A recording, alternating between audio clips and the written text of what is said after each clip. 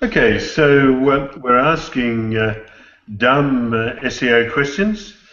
Each week we meet to answer the questions asked on the Dumb SEO Questions community on Google+.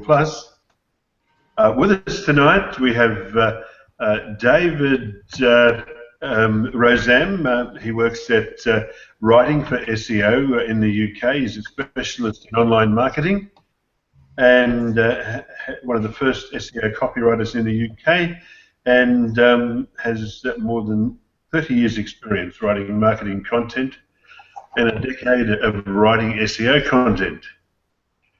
Lee Wheeler works at 360 PSG. He's from the other side of the Atlantic, and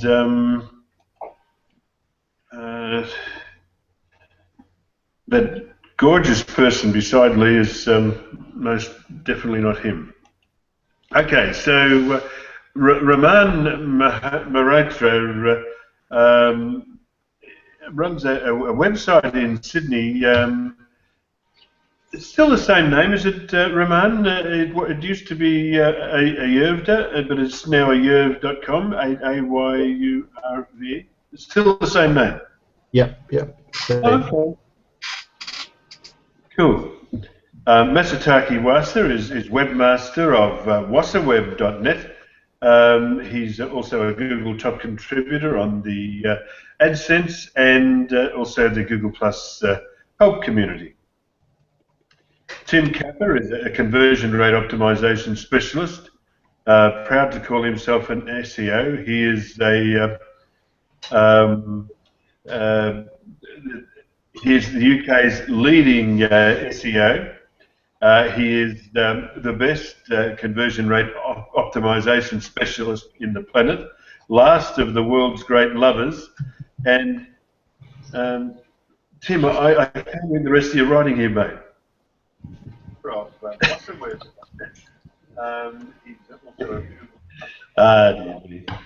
that went over. I hope that question was better than that. That was one hell of an introduction there.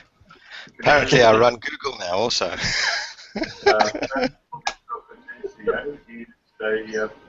All right, our first question. Somebody has a microphone on. If you could just mute your mic when you're speaking. David, is it? Or somebody, but if you don't mute, you'll have my voice coming in over the top. All right, this is from Ryan Kramer, a question about Facebook algorithm in links. He said, I have over 1,000 followers for one of my clients on Facebook. However, with Facebook's algorithm, I usually get posts with links shown to less than 20 people. Has anybody figured out how to improve on this? Although I personally believe there is huge SEO value in social media, I don't know if you guys would consider this an SEO question. So any recommendations to other groups that specialise in Facebook algorithms would be appreciated. The only one I can think of would be Dan Petrovic's SEO Hangout, and there's a guy there who's a Facebook guru. But anybody here have anything for Ryan? The first thing I may question is whether there is a huge SEO value in social media. I think that's debatable. And with regard to Facebook, you may have to pay.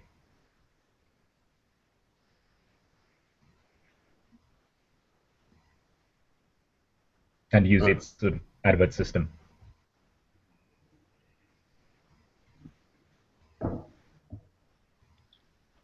Excuse me. David's reporting everything breaking up. Are you receiving this clearly, Lee? Yeah, oh yeah. I just wanted to chime in a little bit that there are tools out there that will do like auto scheduling that typically will show the post during more popular times. Hootsuite is one of my favorite tools when it comes to the social media. I saw. But the thing is, even if you're posting it at at specific times, the algorithm is still, you know, only showing it to a small percentage of your followers. And then, look, I don't use Facebook, but I'm assuming once you've posted it, the basic model is, well, if you want to reach more of your followers, you need to pay. I don't know if anyone's figured out how to squeeze something out of this algorithm.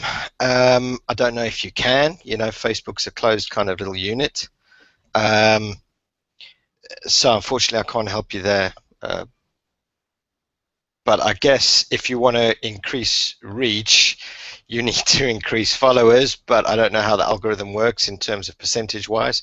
So you might have 10,000 followers and only still get a small percentage XY based upon the followers and the algorithm. Yeah, I don't know. That's a pretty good answer. I just disabled HD, David Rosem. Is that any better? And Masataki said in the chat, just be careful that you're not, you don't have two copies running. That sometimes, because there is I think it's a 60-second lag. So that will give you, if you're both listening to the event page and also on the live hangout, that will also cause an issue. All right, Ryan Kramer, I hope that you're happy with that. Makita Shah asks, or says, my website shows random pages for a particular search keyword. What can be the reason? He goes on to say, hello everyone, there is this website of an engineering design company having services like CAD design services, piping design services, electrical design, and many more. The problem is that the website shows random pages for a particular search keyword. There is no stability. What can be the reason? It does have common content in some pages. So if content can be the reason, how can it be rectified? By a canonical link?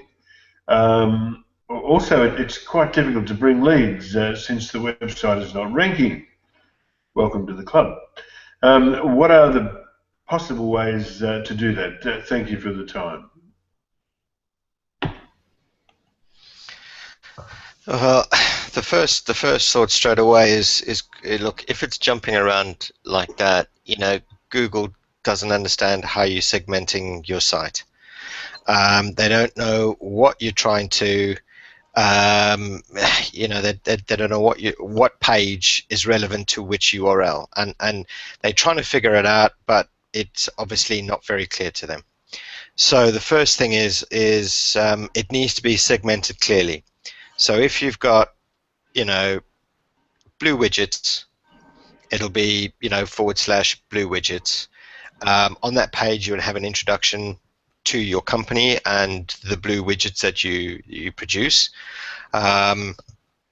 If you have different products, you know, blue widget 1, blue widget 2, you want to have all of them on that page where people can either click through or drop down or gain additional information and then click the inquiry button for blue widgets. So basically your blue widget page must be about your blue widgets.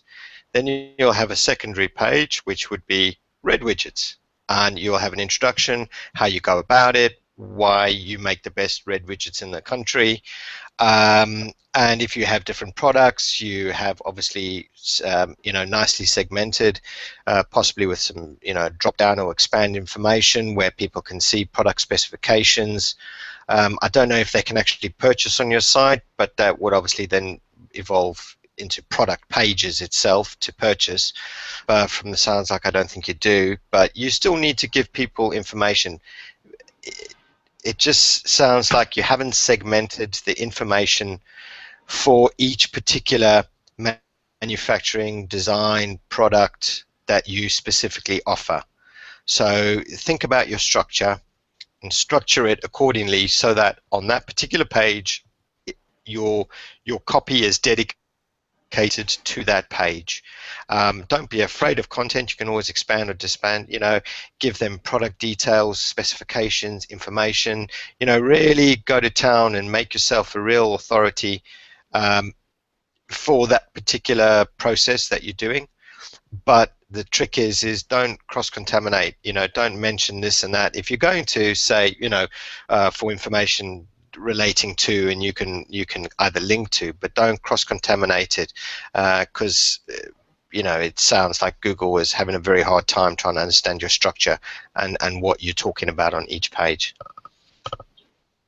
The other thing, if I may jump in, I've had something like this happen before, which turned out that the site was optimized on basically too few keywords. There was lots of content all going for the same kind of key phrases, and consequently Google didn't know which page was which. So possibly have a look at which key phrases are being optimized on, and are they specific enough for each page?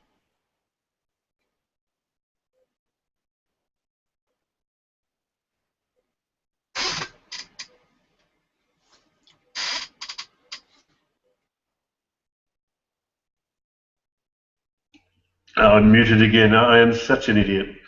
All right. Let's consider. Can we consider this one answered for Makita Shah? I'll take that as a yes. Here we have a question from Hina Shah. Hina asks, is it fine to share the same blog or content in multiple social medias? Or does Google consider this as spam? Yeah, I'd say that's fine. Google doesn't bother trawling Facebook. It doesn't bother with Twitter in that sense. So it's not going to find, it's not going to consider it spam. When it comes to Google Plus, though, if you're sharing the link of a particular post, you need to change up your introduction to it. If you take the same post and with the same intro and post it multiple different places, Google will detect that and label you as spam, but also it will label your posts to communities that you've posted in. It won't show it immediately. It'll show it to the moderator. Please check, we think this is spam. And then it's up to the moderator to say yes or no. So if you're going to do multiple posts in Google+, certainly change it up.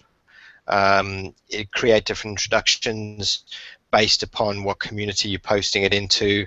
And obviously it's not great to spam in communities, but if you're already engaged in that community and you're already, engaged and, they probably don't mind you posting, each community is different.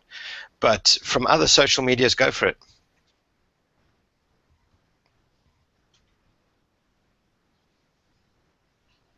Excellent, Tim. Anybody else? Yeah, I suppose I just repeat that. Don't spam on the social media platforms because they may take action, on your account for doing so. And that's the same with Facebook, Twitter, as well as Google+. That if you seem to be spamming on that platform, then these social media platforms will take action against you, and you're going to lose whatever you've built up. So don't go ahead and spam everywhere. In other words.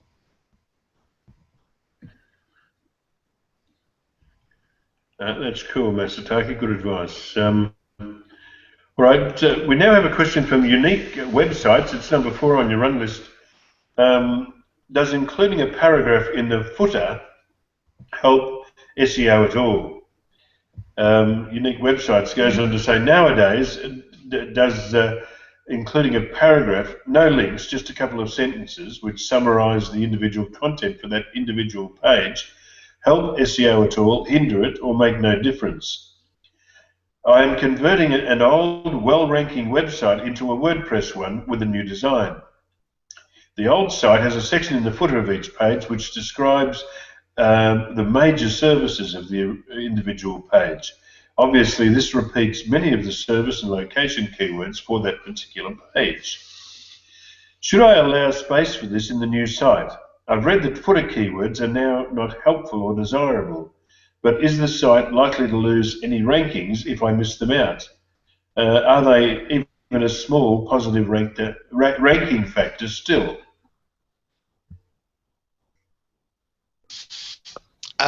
Okay, so I mean the way you've described that, it's so you just got text with no actual links. You're basically describing what's on the page. That's from what I understand.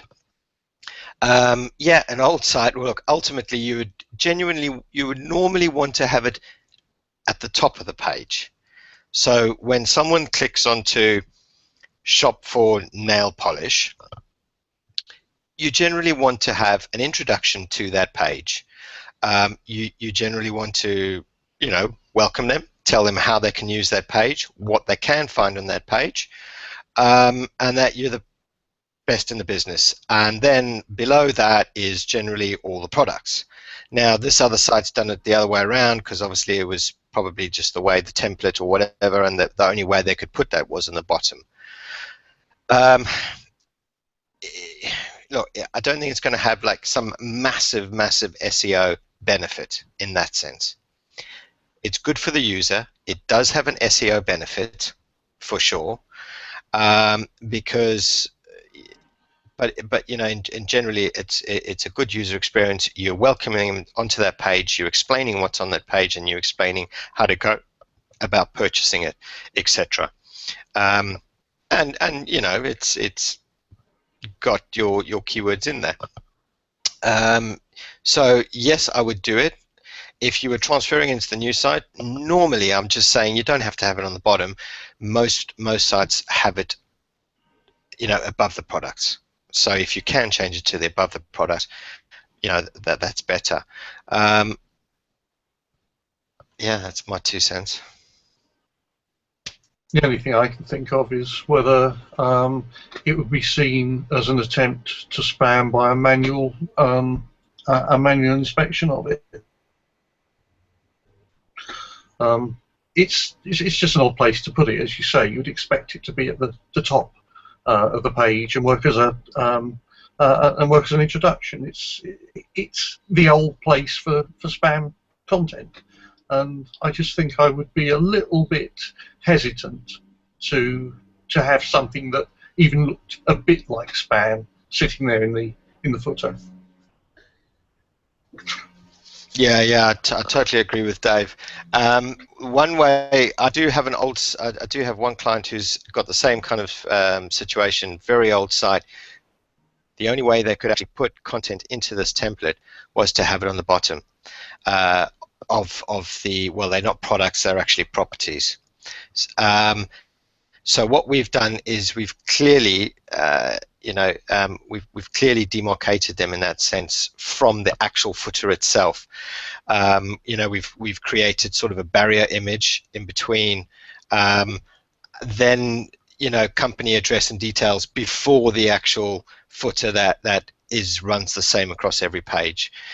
So yeah, what Dave said is spot on. Just be very careful and segment it properly if you're going to keep the same kind of template.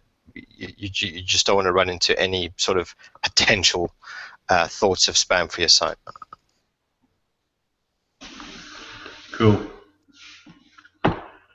All right, we're going well tonight, which is good because we've got a lot of questions to answer.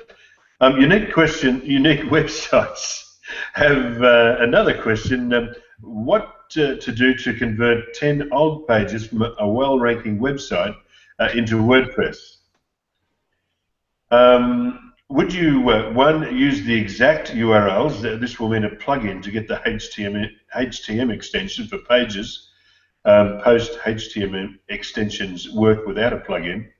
And I have concerns as to whether a plugin will cease to be compatible with future versions of WordPress, or whether .html extensions might cause any performance problems. Or two, would you create new page URLs and use a 301 redirect? The website currently ranks well, but has no backlinks to inner pages.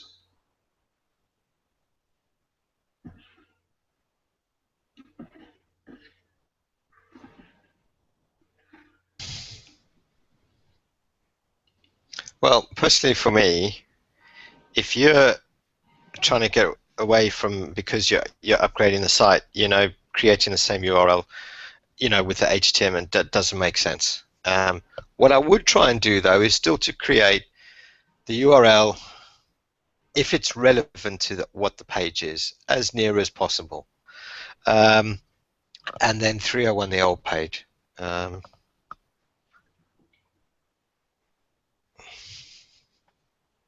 Sounds sensible to me. Cool. Okay, so yeah, I mean, given that he's going to lose a little bit from 301, I agree with you guys. I think you should bite the bullet and go with the new. I like clean URLs without an extension for the user, and not for Google. Okay, so our next question, number 6 on your run list, is from Vance Topel. He wants to know if this is an SEO-friendly way to reset some session variables before the page loads. He says, "Hi, I'm new to the community. I have a quick SEO question. For a website I am working on, I need to reset some session variables when someone clicks on our home link before they are taken to the home page. Is there an SEO-friendly way to do it?" I'd suggest it doesn't matter if it's before they're taken to the homepage. It's not going to, providing the process doesn't take too long and make the page loading slow. It's not going to affect anything. Does that make sense?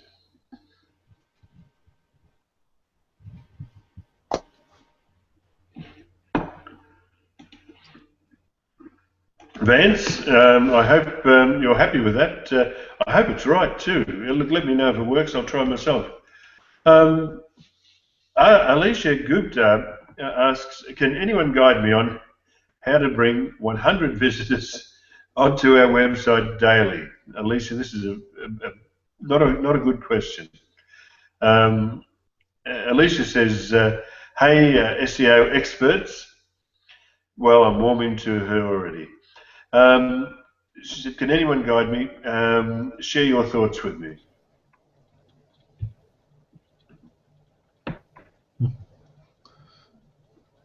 Unfortunately, I in the community, if you look at the community comments there, I did say to Alicia that I wouldn't be loading this question, guys, but Daniel loaded the question list tonight, and so she made the cut anyway. So since it's there on the run list, can we give Alicia an answer? Well, right. Alicia, where to start? Bloody hell. Right, Alicia, make sure that your site is properly structured for a user so they know where they're going. That's the first thing. Provide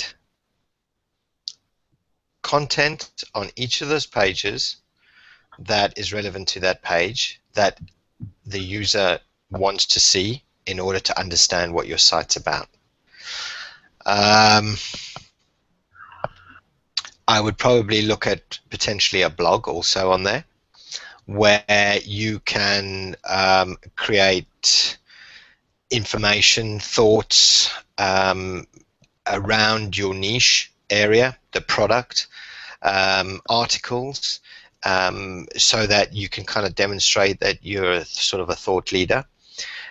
If you're just starting out and the site's just kind of going, when you publish your articles, you can,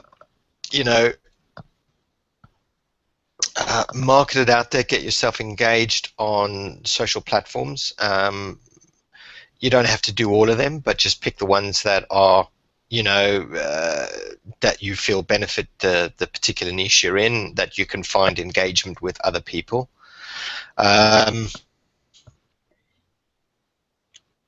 If you build up engagement there by sharing your site, your articles, etc., that you've just created, that should generate a couple of visits because you've built up engagement and they trust you and your site and your information. You could also go down the road of paid discovery on StumbleUpon is very, very cheap. When you publish an article, you could add that to StumbleUpon, far cheaper than PPC. I mean, massively cheaper. Use remarketing, capture who they are, remarket them. If your stuff's really good, you will even get additional shares on that. It's just, and I'm assuming your website's very new, so it's about building up a reputation, creating great content that people want to read. I know it's very difficult, so there might be another 20, 30, 40 other sites out there who are in your same genre, but you need to put yourself out there. Build up a relationship with people within the industry, people that talk about your industry or the comments, things like that. Just get involved with them and start building up the brand name of your business, so that ultimately people start resourcing you for information based upon that that area. Just get out there and promote it. This is just about promotion. Speak about it, shout about it, engage with other people, get involved in Hangouts communities that talk about it. Get hold of your local newspaper and speak to them about this charity work you just did, because and then get them to reference you and your business. Just get out there and market it. There's no secret trick. Superb answer, Tim. I see that Girish Kapoor, who's proud to call himself an SEO, from Chandigarh in India, has joined us, and in the chat, Girish says, insert blog and a daily update on it, and maximum shares on social websites, maximum shares in the relevant Google Plus communities and Facebook groups. All right. Our next question is for Aswati Saran. How to fix possible outages reported by Google Webmaster Forum. Aswati says, hi friends, I got a message in Google Webmaster Tools about possible outages. I don't know how to fix. Can you please help me? He gives an example of the Google error message. And it suggests some sample pages that resulted in soft 404 errors.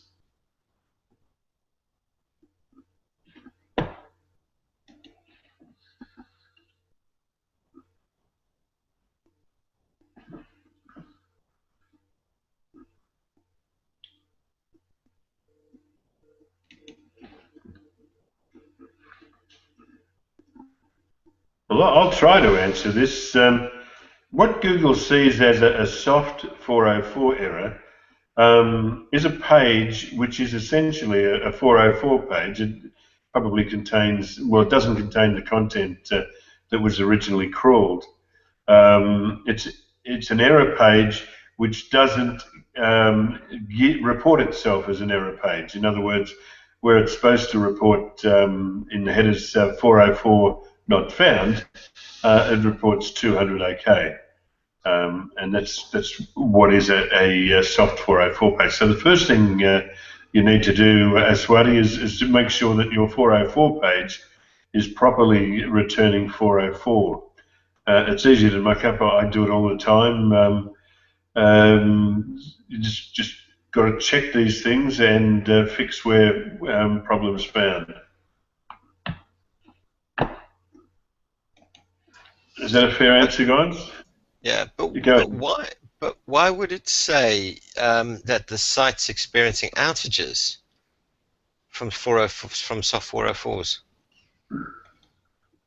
Well, that's a good point. Is it triggering the page, hitting something, and returning it as a soft 404, either because of an outage or because of something on page? Mate, I don't know, but you're absolutely right. I misread that. First thing is obviously check those pages. Are they actual 404s? Are they soft 404s? Does the page exist? If the page exists, then it's not a 404 and it shouldn't be showing up as a soft 404. The reason I suspect it's showing up soft 404 is because they either a problem with the server when they try to crawl it, or a problem with the page when they landed on the page. First thing I'd obviously try and check is your servers. See what the situation with them are.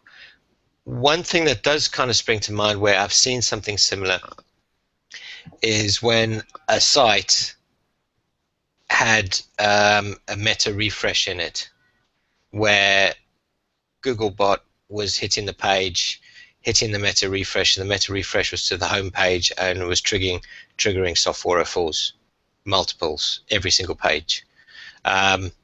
So that is also something to look at. Okay, and the other thing I'd say to Aswati is that there is a Chrome extension which he might find useful, and if he searches in Chrome for an extension called Redirect Path, that will show you the chain of pages to arrive at the landing page, and also the HTTP headers. It's put together by Ayima, A-Y-I-M-A, if you're having trouble finding it. Okay, let me see. And Aswati, if that doesn't solve your issue, please ask it again next week on the SEO Questions community on Google+. Ryan Kramer asks a question about hierarchical multi-domain structure versus one-centered domain. Ryan says a client of mine has about 200 websites that he manages. Not very well, I reckon. He's heard of my success with the hierarchical domain structure, where there is a top corporate domain that directs to the relative domains. Although I boast about the high success of such a structure and can describe the SEO that is the reason for the success, such a shy boy, Ryan, 99% of the SEO community says to collapse all the domains under one domain. Can someone explain why?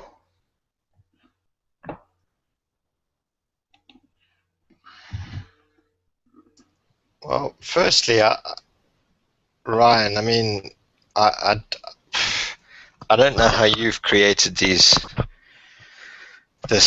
structures that you claim success on.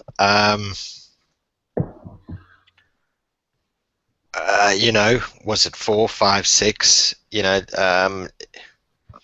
Wow. I don't know if you know, but Google is, if they don't look very kindly on something like this. 200 websites for this client of yours. How does he even possibly manage to keep them fresh? How does he, I think that's a penalty waiting to happen, if it hasn't already happened. Quite honestly. There's a lot of things going on now at the minute, and there's hundreds of different algorithms, but the kind of things that spring to mind is, I don't know what you're publishing on these things. Panda firstly springs to mind. Thin content.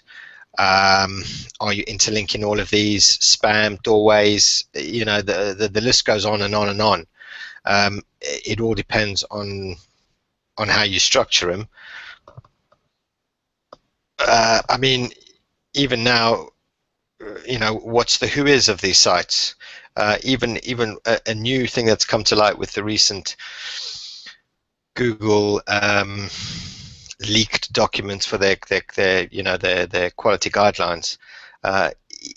Even blocked who is, or contact information on the site can lead to a very low page quality, score next to your site.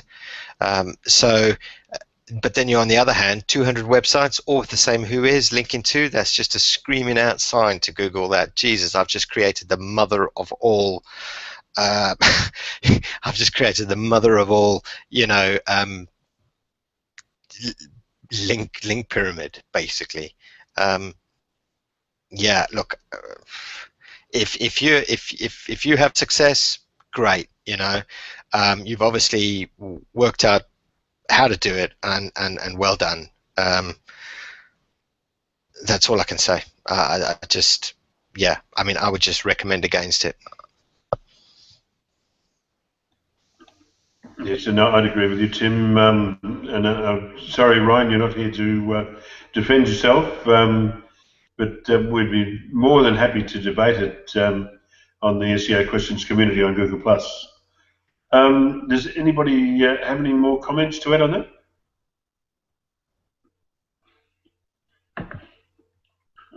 I think Tim gave a good answer anyway. I hope you agree, Ryan, but we look forward to talking more about it.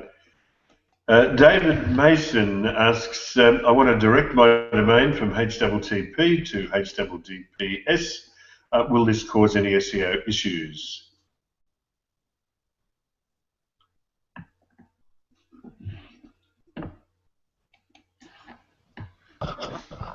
No, not at all. Just make sure that everything is properly redirected. You need to, sit down, map out your totally, get in place all the 301s to the right exact matching HTTPS pages. And then once you're confident that you've mapped it out, don't willy-nilly and just think, oh, I'm going to just map it out perfectly. Once you're confident you've got it all right, then implement it. But take your time, make sure everything's laid out. You've identified every single URL within the site, and then you shouldn't have a problem. Quite a few people have done it, and we haven't heard of any major calamities, and everyone seems to be making the transition pretty smoothly. Yeah.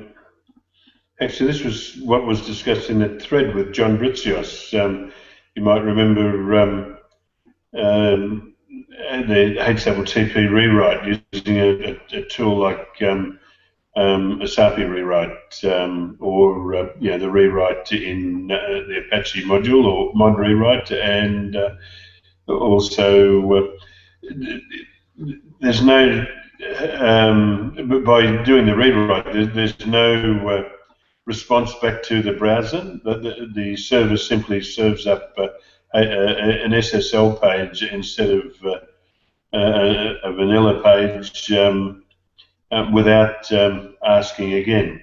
And so in that level, I don't see why it should make any difference at all. Am I going mad? I think I am. Okay. All right, David, I hope that's the right answer for you, but if you'd like to talk more about it, please ask again. James Bond asks us, has a question regarding a Google Plus verified name. He said, I have a question regarding a Google Plus verified name. So I just want to know why Tim Capper has a verified name. He has less followers and views than me, and he's also not a famous guy. But still his account has a verified name. Can anyone explain?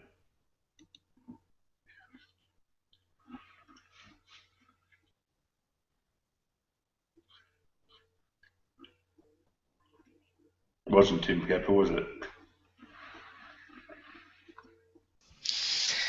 No, it wasn't me, unfortunately. Okay. Yeah, there's a whole lot of theories around this.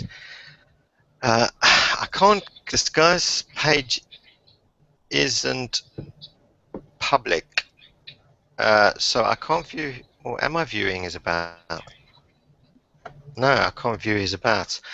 You know, the thing is, he could have joined in the very, very beginning and just had luck, because you used to be able to apply for a verified name.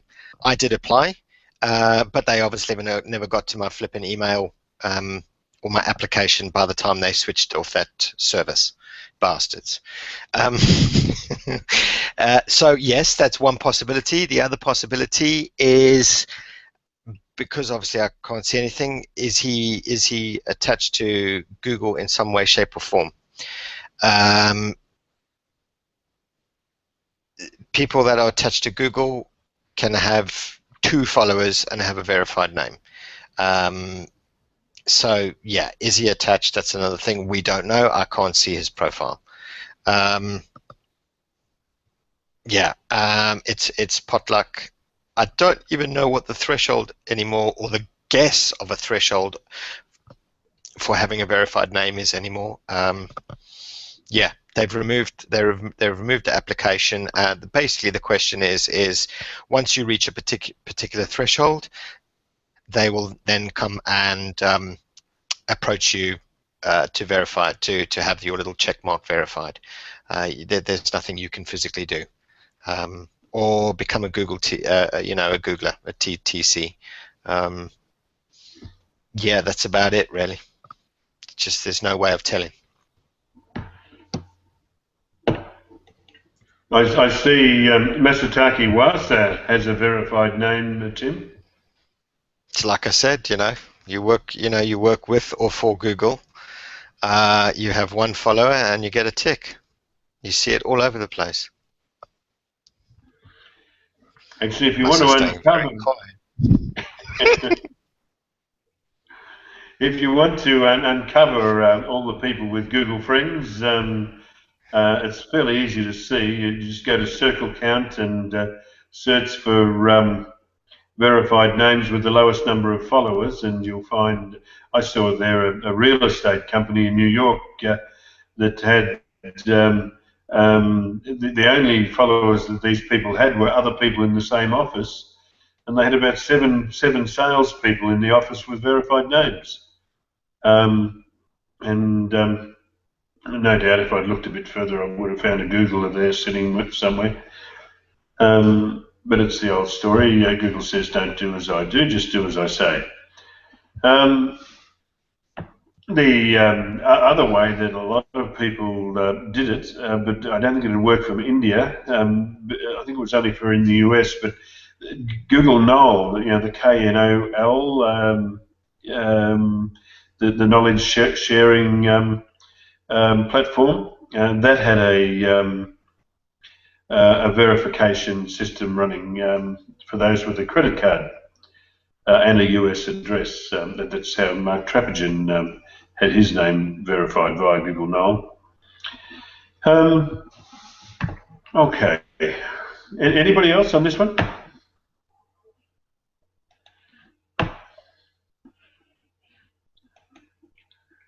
At Masataki Wasa. Okay. Barbara Gilbert Interiors said, I recently moved my business. Should I change my address in Yahoo or Bing? Barbara Gilbert says, hello, SEO experts. Right away you can tell she's very perceptive. She says, I have a multi-part question for you. I recently moved my business and was trying to change my address on some sites, and Yext, what is Yext, guys? Popped up and ran a scan. I have 97 directories that still have my old address. I was trying to change it in Yahoo and Bing and cannot. Is it worth paying Yext $450 a year to take care of this? Is there another service that can do it cheaper? There are a numerous amount of directories I have never heard of. If I don't change it, will it hurt my SEO? I'm going to go out on a limb here and say no. Thanks in advance for your advice. Who's got some advice for Barbara Gilbert Interiors? Well, Lee just chucked in the chat that apparently Yext is a local SEO service. Yeah. look, I don't. Okay, so you've basically changed your business.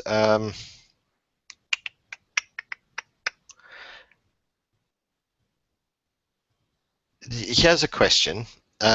You've got 97 directories that all reference your old address. To be quite honest, 97 is not a lot. Did you actually input to these 97 directories? If you did, you should still have your login details, and you can just nip in and change that. 97, I reckon, would probably take you 3 hours to do. Did these directories just crawl your site and place your address or create your address? If that is the case, if you just click onto that page, because it hasn't, you never actually installed it, there should be a little button on most of them that says, is anything incorrect on this page? You just basically click on it, just say, this is the new address, end of. And yeah, it takes a bit of time, but they will change it. Will this hurt your SEO? Not necessarily. And the reason I say that is, you know, look, 97 directories. What it may slightly hinder is if you've moved to a different county or state. So your new site, your previous site was known as Blue Widgets in Moscow, and you've moved now to St. Petersburg. So, hey, Jim, don't spoil it. These guys don't know the connection here tonight. We've got guys in here that don't know. So let's say you go to Blue Widgets St. Petersburg. That is where it may cause a hiccup, because you know, you might have told, well, it's not Google Local anymore, it's not Places, it's Google My Business. So I'm assuming you've changed that address, but it still might hinder the fact when someone's trying to search for Blue Widgets in St. Petersburg and you're not appearing in any of the local listings as such, because there's a lot more influence saying that your business still exists in Moscow and it hasn't quite changed. So if you have moved out of the actual county, or what do you call them, state, in America or whatever, I don't even know if you're in wherever you are. If you've moved out of that, that's when it may cause a bit of hiccups, but it's not necessarily going to like hurt your SEO. But I wouldn't pay $450 to get hold of 97 directories. Really not. If you can whittle them down, I wouldn't even pay, I might pay them at a push $5 each. No, I wouldn't. I don't know. Look, I wouldn't pay for it. It'll take you a couple of hours to actually just contact them. And seriously, for 97, that is just way overpriced, and I really wouldn't bother. You could, yeah, you know, I mean, you've got a couple of choices there, and see which way. And it doesn't have to be all done overnight. You know, pick 1 hour a month and work your way through them. It's not the be all and end all. You know, I wouldn't worry about it. Cool. Okay, anybody else on this one? Moving on to question 13 on your run list, TechBlog Corner asks why google.fr.co.in .de why are these three Google sites showing in my referral traffic in Google Analytics? He specifically asked for Jim Munro, Edwin Yonk, and Tim Capper. So I'll pass the baton to you.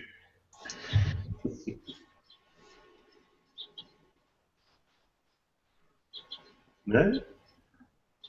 Ah, Ryan, you've come to. How are you, buddy? Hey, how you doing? Ah, Good. well, This is the we're doing Ryan's going to fine. answer this question. Ryan, you'll see Tim just to your right or left. I'm not sure on how it works out. But look, basically wants to know if you're in witness protection. It's a bad lighting. Okay. Well, look, I'd love to hear a discussion between you guys about this hierarchical structure. Fire away. Okay, is that where we're at right now? Well, look, we're not. I'm Okay. digressing, but I don't know how long I've got you for. So I wanted to strike while the iron is hot. Oh, there we go. All right. Yeah. Pretty much all I've seen is a lot of people are saying, okay, let's put all the websites into one. And on different websites, whether I've got multiple clients under one group, or even I saw was about 2 weeks ago, somebody was saying in different divisions they wanted to break it out. Now what I'm looking at is the percentages of each of the individual smaller websites. You got 100% of this, 100% of this, 100% of this. Say you have 7 divisions. Each of them has 100% of each thing. Now when you bring it all into one, going with that number 7, the site looks like it's 14% of this, 14% of this, 14% of this. And that's just on the keyword density. You want me to go on a little bit more with that? Yes, by all means, go ahead.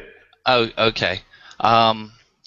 That's just on the keyword density. When we get further down, having a structure where you're pretty much in control. You got a higher level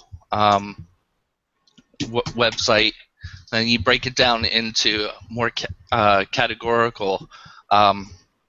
You have the everything's relative that way, and as that structure grows, it's kind of like a MLM process, like a pyramid thing, where you're driving the information. You're kind of creating a an authority structure in something that you can control.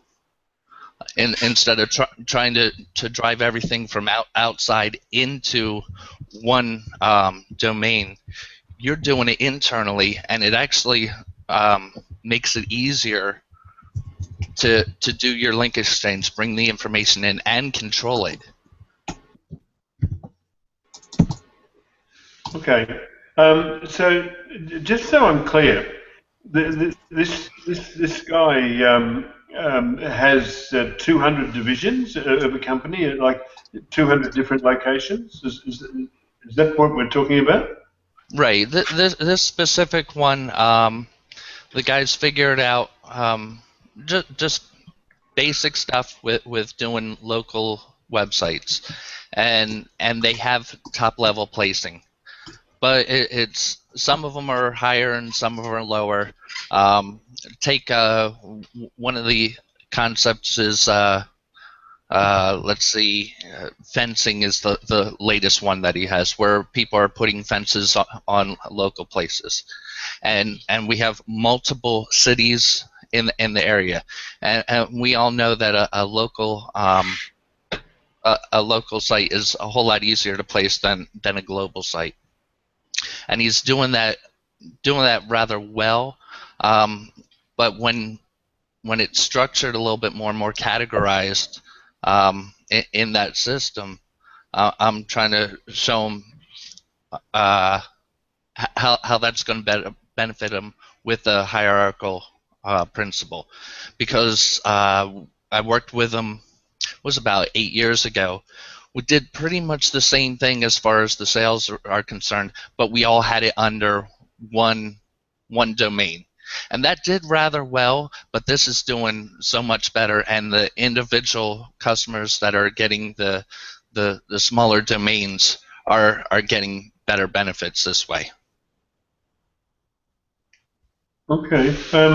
I mean, it just seems that it's an accident waiting to happen to me. I mean, there are things you can get away with for a year, for 18 months, but then when the axe falls, they'll block all of your websites, plus those of your children and your children's children. Although, I mean, there's the other side of the coin. Like, if this man has a company with 200 different offices, it's quite a legitimate strategy to have an office, a domain for each office at each location. I mean, which is it for this guy? Is he optimizing for locations and keywords, or does he really have all of these offices? In this case, he is optimizing each domain for locations and keywords for different different businesses. They're not his businesses. They're local businesses. The concept is that we're Okay. okay. I'm sorry. Sorry, I'm just going. So he's not doing it for himself. So basically, he's just created 200 sites for 200 different clients. Correct. Okay. How they're related? Yeah, how are they related? I mean, do they link to one another? Are they actually in the same, like, I don't know, are they all in fences?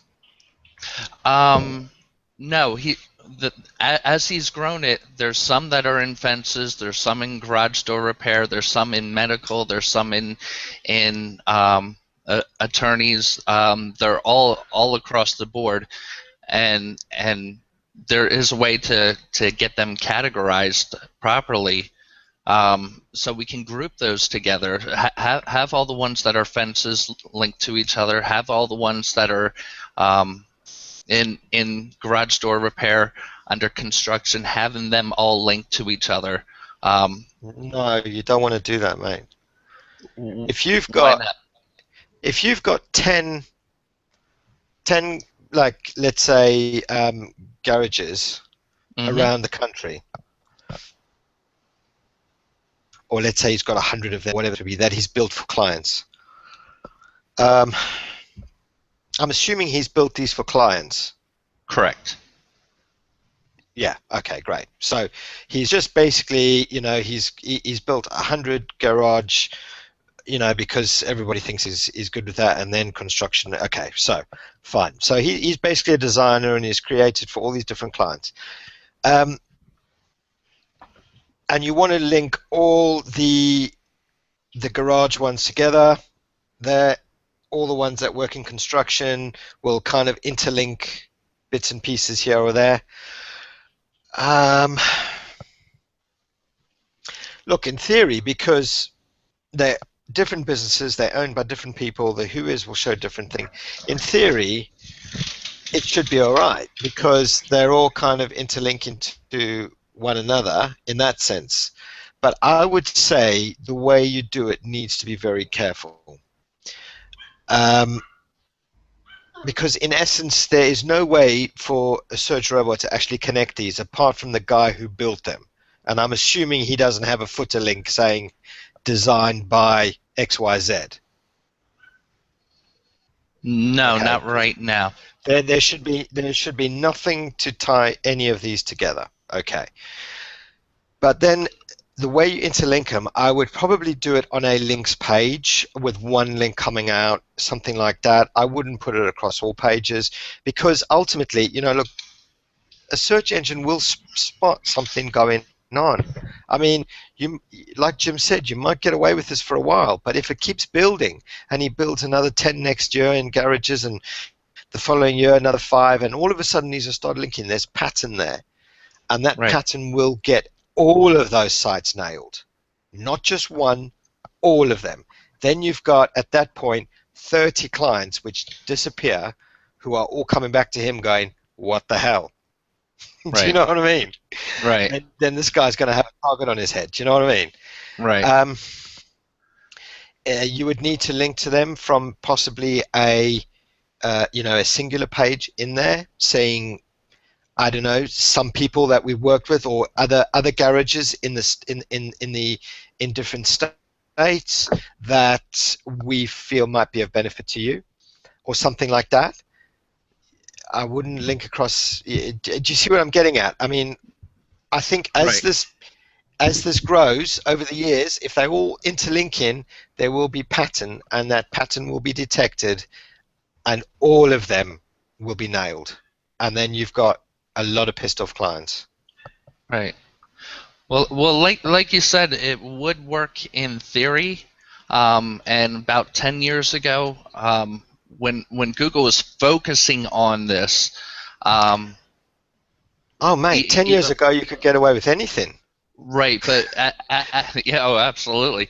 But at the time, they were focusing on this specific thing, and I had just developed this kind of concept with over 700 domains. It was a travel website with over 700 domains, and not only did they place, they maintained. We had gone to, before we went ahead and did it, we'd taken a trip over to Googleplex and talked to the developers there. They said that this was the structure that they were actually requesting that we do, that this was what they wanted us to do, because it understood the directory structure, hierarchy structure, and all that. I'm sorry. When was that? Did you say 10 years ago? About 10 years ago. Yeah, well, never listen to Google, mate. I'm seriously. I'll give you an example. I'll give you a perfect example. When Panda first, was it Panda or the first Penguin? Can't quite remember. When the first Panda rolled out, yeah, I got a call from this old dear who was she was 85. Okay. Basically, all her other domains, everything just tanked, pretty much overnight. Okay, and she was like, "What the hell?" She was one of the first people to ever build a site in the UK. When Google first actually became a search engine, they actually phoned her up and asked to link to her as like the perfect example of building a business, a website. Yeah, right. They flew over to the States, like, to give little lectures on building your own businesses, and basically she created multiple doorway pages, left, right, and center, hundreds of domains. Yeah, basically Panda came along and Penguin, and she just got shut down totally. Oh, yeah. So Google loves you 1 minute, and then the next minute they'll kill you. It's just a way, and I really would take whatever a Googler said to you with a massive pinch of salt. No offense, Massa. Well, like I said, we presented this to them before we did it, and after putting it up, we did it, and we were running strong for about 3 years, until somebody else said, "No, you got to bring it all into one," and the company collapsed. They probably just didn't put it together right. And didn't do the 3-in-1s and all that. So I'm not saying, because they collapsed the structure, that's why they failed. That was just what was happening there. Yeah, I mean, look, I've seen and I did it's in one of my posts somewhere along on my posts. There was a fashion, I can't even remember what it's called, fashion brand in a similar sort of thing, but they had branched out into all different sites for different genres in fashion. Right. Literally thousands of them. Right. 10, for 10 years, they dominated. They were all over the bloody place, everywhere. Boom, boom, boom. And pretty much, literally over the last couple of years, I mean, their sites have just tanked. And my post was the fact on how they've recovered from that. And the way they've recovered from that is because you literally can't, you literally can't manage that many sites and produce fresh content on it. But they've consolidated a lot of them. So they've taken a lot of similar genres and they've 301 them back into the main domains, taken all the similar ones, and they've really just streamlined it a bit more on the ones that they can produce fresh quality content on. And I think they've got it out of like literally thousands. They've basically got it down to 10 sites now, right, all basically interlinking back to the main brand. And now it's doing really well again, because each individual one is, it's well maintained. It provides quality content to that specific niche. They've got obviously traffic, users, engagers in all of those. But I would just, caution on how you're going to do this if you decided to do this. I really would, because sites are being taken down left, right, and center for that. And it's not, in this case, my concern would be for all those, I suppose, the clients who may see an initial short-term benefit, but then if something does go wrong or you get something wrong, you've got 30 or 40 very pissed off people with domains that you may or may not be able to recover. right. Yeah, and I think there are two ways to see it there. If you're a visitor, if you're a potential client looking for, let's say, fencing, you want a local fencing company. You don't want, and a link to a fencing company on the other side of the country is of no use, right? If you are a potential customer looking for someone to do fencing for you, Right. what's the point of having a link out to a fencing company, thousands of miles away, for example? So yeah. In this case, it is focusing towards the local market. So yeah, then it's the second question I have, is that do they compete against each other? If you're a business owner and if you're a local company, and if there's an overlap in terms of the service area, the area that you service, and you're linking to a potential competitor, then that doesn't really make sense either. Let's say I can see a scenario where this would be legitimate. For argument's sake, if two fencing companies collaborated on a job, I mean, it's not as dangerous as it seems if they keep it real. Yeah, I think that's if it comes off one page, I mean, if it's not like, in the footers, every single page has got a link to this other one and other one and other one.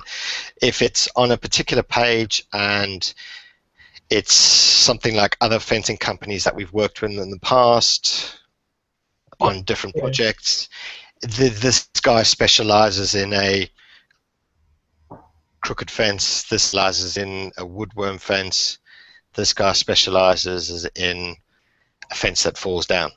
Do you know what I mean? If it seemed to be in a legitimate way, that there are other businesses that have collaborated or worked with in the past, each in their own niche speciality of a fence, even though I suppose a fence is a fence. But if you created it in a legitimate way, one thing you've got to be aware is if a manual reviewer had to look at that site, you need to structure it in a way that looks like a legitimate business, working together. If you can't do that, I suppose, then that is the when you think, right, now I'm on sort of edgy ground here, because if I can't make this seem to look legitimate, then it certainly isn't, and it would be picked up very quickly. So that's probably your litmus test. Right. Yeah. Is there a purpose to that link? Is there a reason why a potential customer would be interested in that link being there? If the link is there for the link's sake, then I think then you could be you could be skating on a thin ice. Whereas if you can say, look, we do this fencing, but for other types of fencing, visit so and so, that would make sense. If I'm looking for a fencing company, then that would make sense. So, as Tim said, I think it has to make sense from the if you like, potential customer's point of view, why the link is there. Does that make sense? Oh, absolutely. One of the things with the different groups combating like that, we try to with this one we're trying to make sure that you have the service keyword and the city unique, that we're not having fencing city ABC and then fence companies city ABC all over the place. So the competition in the individual city, that's not an issue. There are times where a company services outside the city, and so they get more domains. And it's kind of a first come first serve. The focus more on on these mini domains that are being created is being keyword specific on each city, getting the location for each one of them. And for about 2 years, it's been doing well and hasn't really dropped with that, the simplicity of it. And pretty much it's a concept. I think we've all done it from time to time before we got jobs and everything. We create a website to show what we can do, and it's this fake company and everything, and if we're doing it right, it actually places. We're not trying to compete with a fake business. In this case, they're real businesses, and they're being able to compete with the placement that the sites are getting, and just looking to categorize all these sites, bringing it all into one. That makes it more manageable from our end, as well as gets the indexing out on the other end as well. So just to clarify, can a same business, for example, have city A fencing domain as well as, let's say, for the outside the city area, county A? Oh, fencing? absolutely. So a same business has so in other words, the same business has many domains covering different areas. So you might have a sort of fencing company A that operates in city A but covers counties B, C, and D. So then you'd have, in this case, 4 websites. Would that be correct? Correct. They all have different content. They all have different layout. They're just going under this same company putting the site together. But they only have one office. They have only one physical office. They only have one office, so the only thing that's really having a problem with is placing in the local business search. But as far as anything else, as far as the organic search, which is what I focus on, there's no problem there.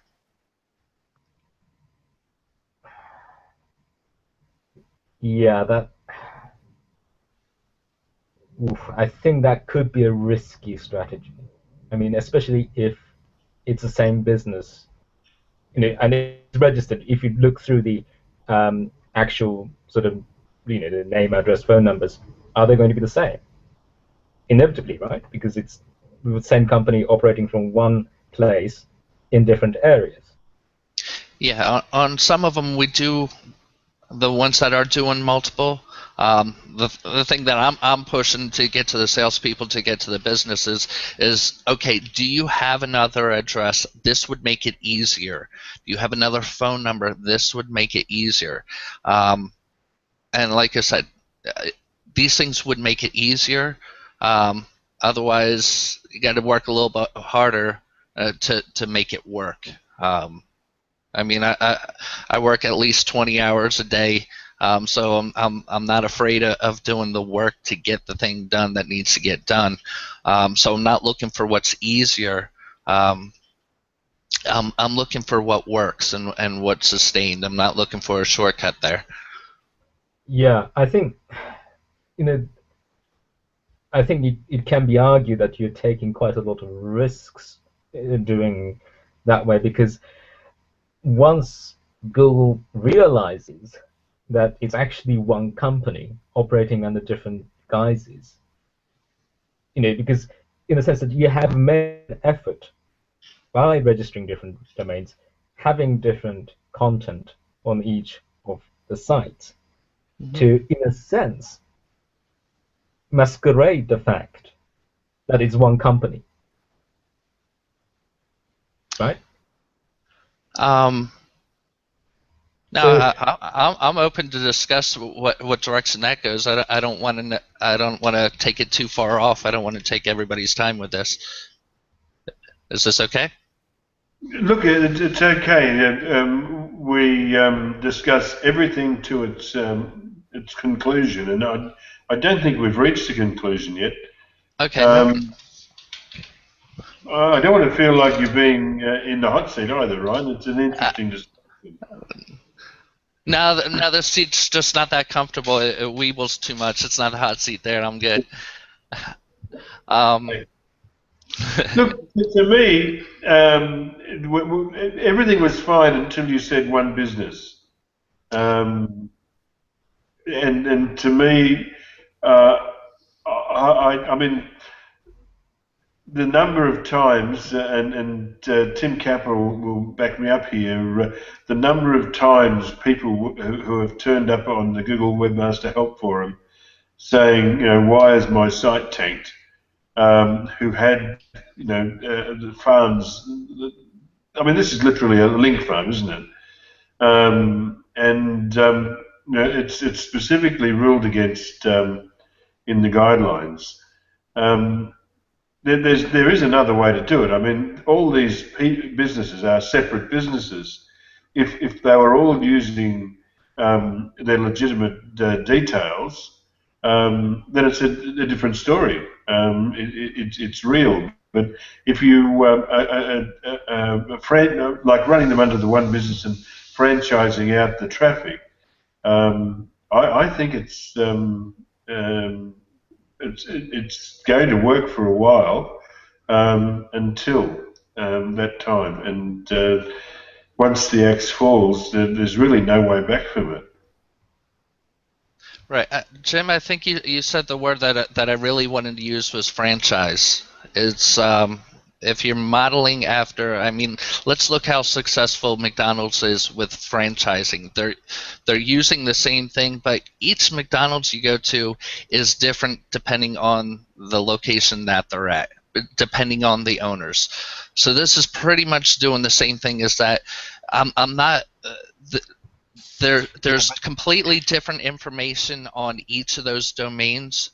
Yeah, but when they don't link to each other, they link back to one head office page. Right. Head office then will segment it out, linking to the individual franchises. Okay. So they don't interlink on their base level. They might have a map page for other local ones, but they don't interlink or cross-link between themselves. That is the big difference, and it's very legitimate for a brand who has franchises all over the country to then have a page for our locations. Right. And it can either be query-based, based on a map, or just list them all. That's legitimate. But when you're interlinking all the little ones around, there's no reason for it. One on the East Coast is not going to link to the one on the West Coast. That's what the head office main page is for.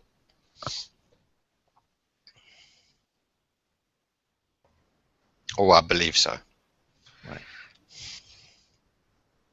Yeah, I'm not saying that one on, like you said, one on the East Coast goes to all the ones across all the way to the West Coast.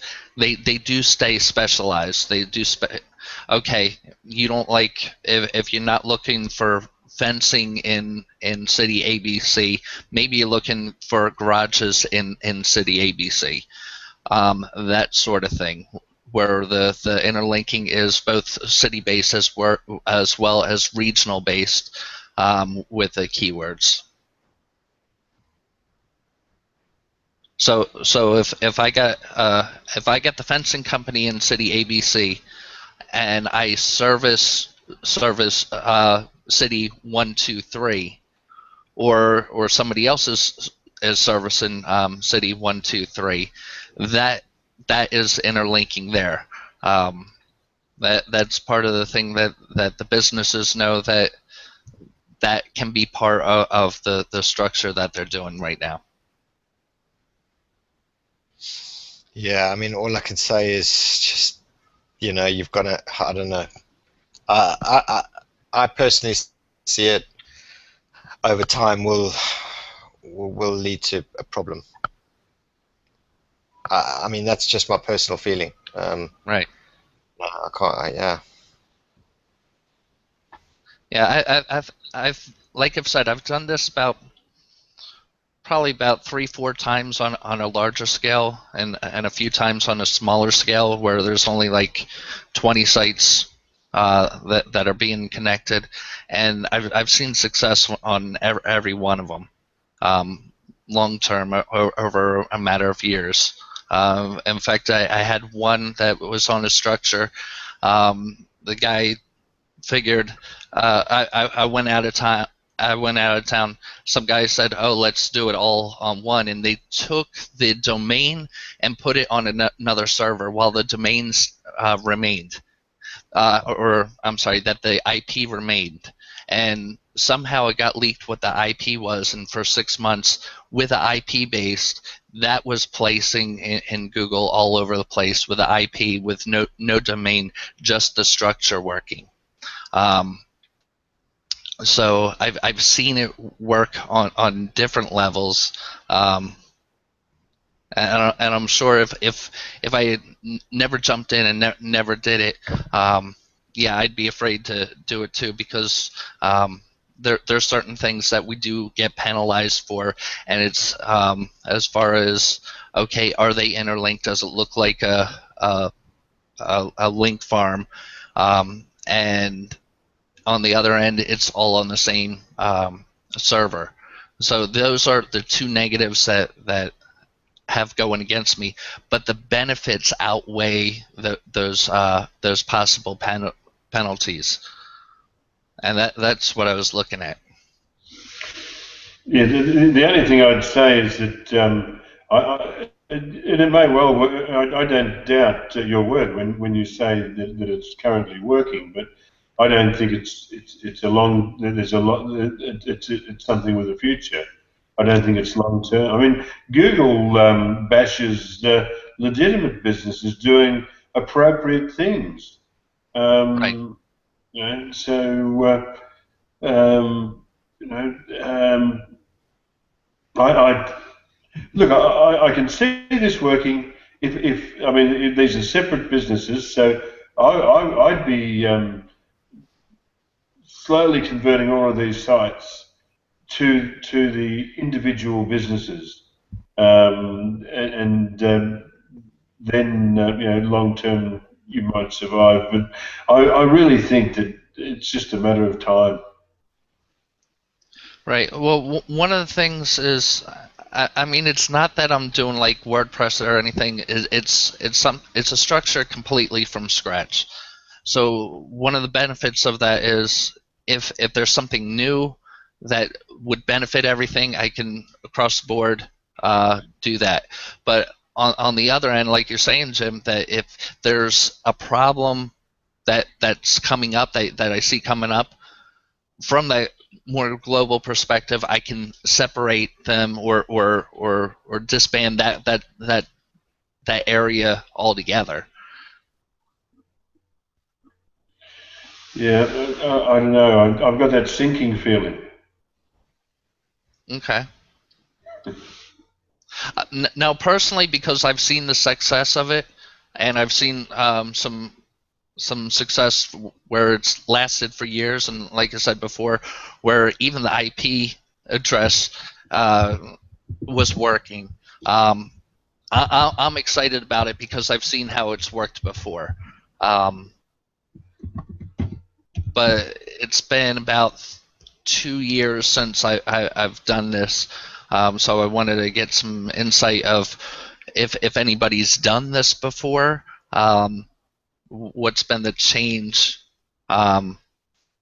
but I realized that a lot of people haven't done this before, and I wanted the chance to explain the benefits of it and where I've seen it before, and to see if there was any real benefit. The one on this particular thing that I got back was that you can send all the links to one domain. That's your money domain. Obviously, I didn't explain that each of those smaller domains are different businesses. But I wanted to see what's this benefit of putting everything under one, and the only thing I got back was there's only one place to send the links to, and I understand if you're sending links to 100 domains, that can get very wearisome. One of the things that we were able to do with this was that we had a team of people that were doing link exchange. We broke it out into this structure. Where the interlinking was more beneficial, and we were able to decrease the time that we were doing link exchange. Use those people, use those resources to do real content. Not to say that it didn't have real content in the beginning, but to use those resources to use get unique content in there, which. I mean, everybody is saying that, you know what, if you have the good content, you're going to get the links, and that's what wound up happening. Our resources for doing links to get outbound links to go to these pages, it went down because of this structure. Because you link to one top end, it filters down. You lead to one bottom end, it filters up. The resources we're able to go to doing unique content, which is what we all want to do anyway. We don't want to sit there doing link exchange 24/7. If we got good content and we got a source of, okay, people are being seen, then it builds naturally. It builds that organic placement, and that was one of the benefits of that. I think, just so that I have a clearer picture in my head, so we're talking about different independent businesses that are not connected to each other, grouped into industries. Would that be correct? So let's say fencing. So you have 10 fencing companies. Each of these 10 fencing companies are completely independent. They're not correct as a business. So in terms of legal incorporation, so on and so forth, they're completely separate businesses in different locations, even though they may be close to one another. So they might be on neighboring counties. So you have 10 businesses having 10 separate sites. I think that's absolutely fine. I don't think anyone would question that, because they're separate businesses and having separate websites, that makes sense. Now, go back. But at the same time, some of these 10 companies, let's say one of them, has a wide coverage area. So we talked about covering a city and the surrounding counties. Right. And these companies, so this company might have 5 separate small sites. Correct. For city or each county. So even you started with the 10 separate companies, you might end up with, let's say, 30 or 40 websites covering different cities, different counties, and they are all linking to one another. Would that be the sort of rough idea? So it's not linking amongst the same company. So in the company A that covers 5, that has 5 websites linking to one another within that company, but talking about interlinking within that 30 or 40 sites that cover the 10 fencing companies. Would that be correct? Let me get that straight. I'm trying to figure out, because On the same time, I'm thinking about how I'm doing it. If a company has multiple service areas, I do want them to interlink. Well, more they want to interlink than I want them to interlink. But if somebody is only having one service area, I also want to have the what are the relative businesses out there. So it's Because not just intralinking within the business, but it's interlinking between businesses as well. That's the point I wanted to get to. So Right. we have different independent businesses that may or may not have multiple websites, right. linking to each other within themselves, and between themselves. Right. Yeah, I think that does sound a bit risky to me. I think I have to echo what Tim and Jim have said. It just, as it were, it fails the duck test, as it were. It looks, sounds, walks like something that's like a scheme that is Right. trying to manipulate ranking.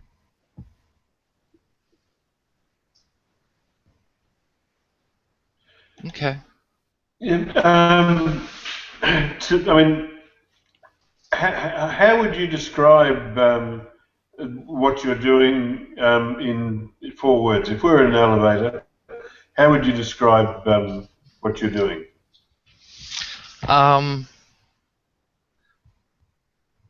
Pretty much, I have a bunch of sites that I want to show where they're relative. It keeps it easier for me to manage, and if you got some relative structure out there, it makes it clear how to index it.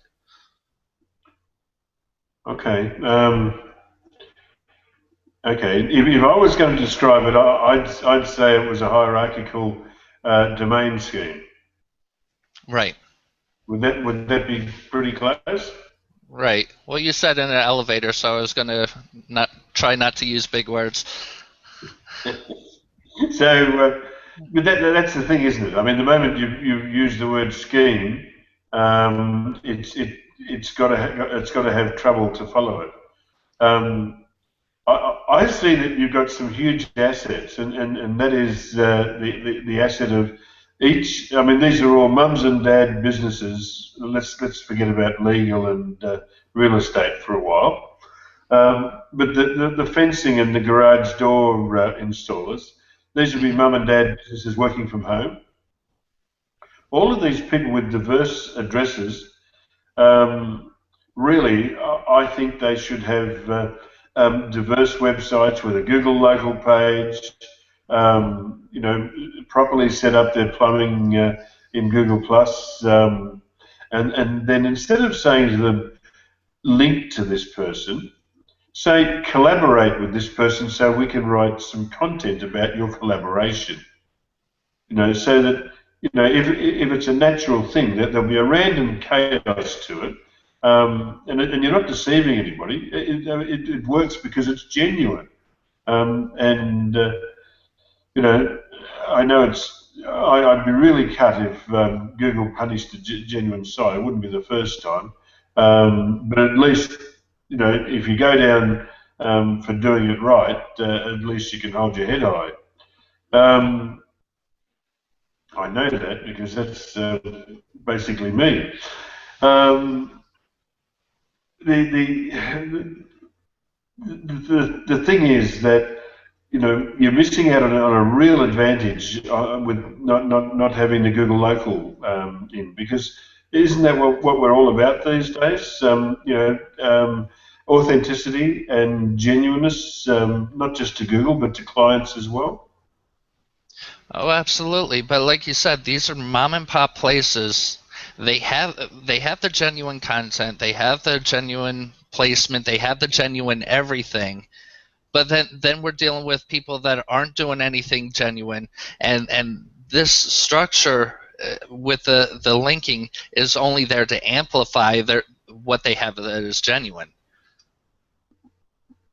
So how do I combat somebody that's I'm sure you guys have Walmarts where you're at.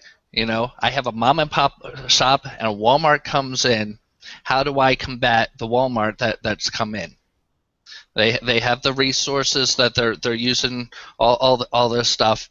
So this is a legitimate where we're categorizing the different areas and given the benefit of the industries that they're at in the locations that they're at, and it's shown benefits in the organic placement to help these little guys overcome what the big conglomerates. You got the Kmart's, and I don't even know if Kmart's are around anymore, Targets and Walmart's that are coming in and taking over these little guys.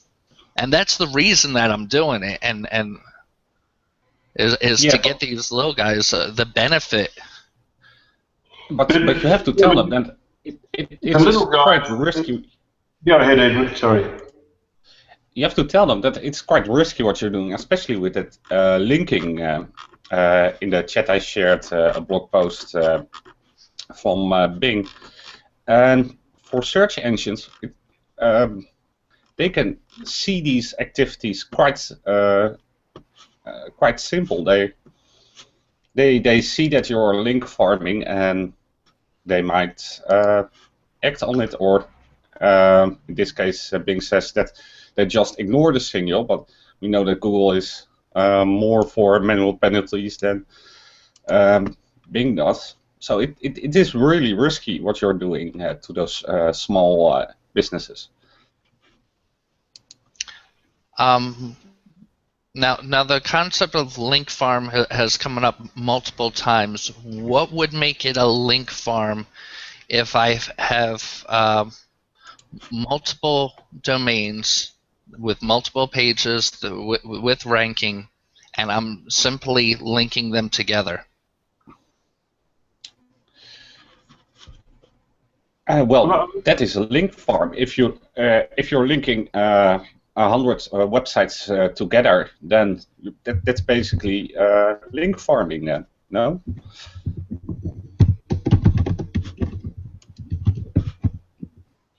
Yeah, I think it's fair to say that's basically the definition, but I don't know why it's a bad thing for all of these individual businesses to be individual businesses. Yes, you can say Walmart is big, and the mum and dad business is small, but people like buying off people, that they can relate to. They relate to personalities and trust, and that's just as big a brand as Walmart. Absolutely. But if they don't know about them, well, they can put them. I mean, isn't that what they have a website for? To tell their story. I mean, one of the websites I manage is continually pushing pushing themselves as a family business, a small a small family business that gives good service. Now, they're turning $2 million a year plus.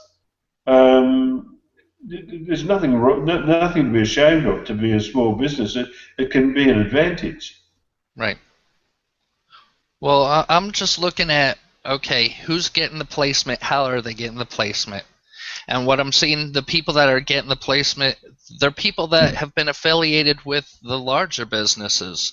One of the, if going more towards the automotive, you got a mechanic. He is a good mechanic. His name's gotten around, but not to many people, because some nationally known auto service comes in, Napa comes in, AutoZone comes in. So anybody associated with that larger name, and this isn't just on the who's talking in the elevator or around the street. This has also happened in the placement in Google. and across the board. If you have the association, that's why links are such a great thing with authority and everything, drawing people. If you don't have that, where's it coming from?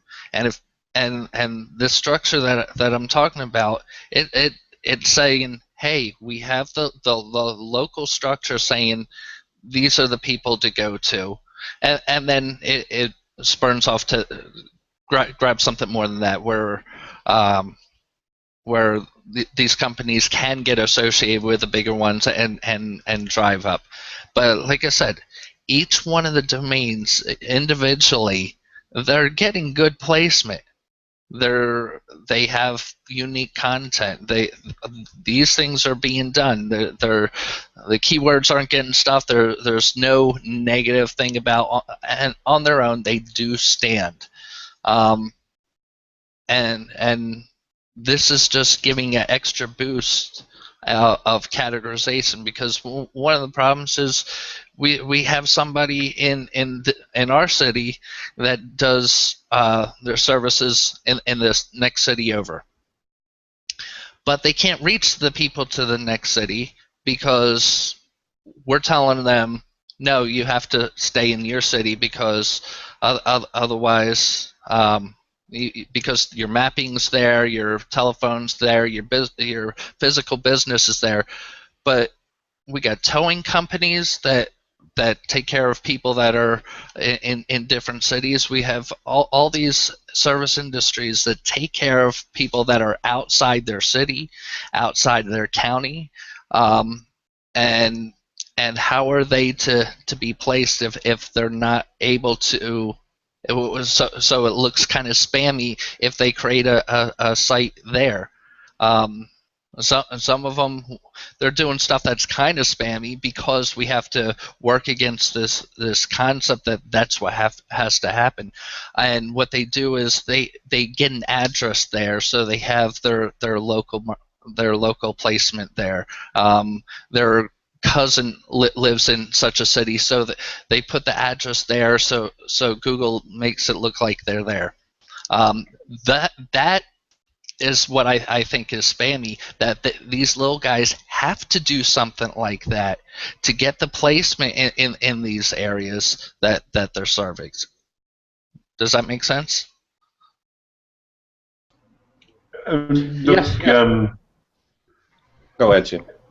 if you were to go to the Google Webmaster Help Forum and search for the keyword tanked, and analyze the people that are reporting issues, and I don't think you'll have to look far until you find similarities. I mean, I feel awful saying this because I did promise you a fair hearing, but I can't agree. I think it's dangerous, and it's squandering assets that you've got, which is the fact that you've got so many diverse businesses that could be authorities, say for their local town. It's not taking advantage of your natural assets. Which would be? The fact that all of these mums and dad businesses all have a local address. They all have personalities that could be put onto the site, that they could tell their story, but that they have the ability to verify a Google business page. Right. Now they are doing that. They are. They are doing that, but they are not. I mean, we sit in front of the computer. We create these wonderful websites. We understand the different strategies that work. We understand that you have to have the content up there. These mom and pop companies, they don't have those assets. They have the assets to build in the community and do their certain thing locally. But we understand that there is a strategy to get in front of people, whether it's a marketing thing or whether it's a SEO thing to get people on Google, Bing, Yahoo, everybody. They don't understand that. We get over there, we get them excited, we get them a site going, and we explain these are the principles to make it effective. Then we spend most of our time trying to get a hold of them, saying, "Hey, I need some more content. I need some more information for your site. We know that you're the best. You're the best of the best of the best of what you do, but I need more information to let people know that." Or even worse, we leave it in their hands and they don't do it.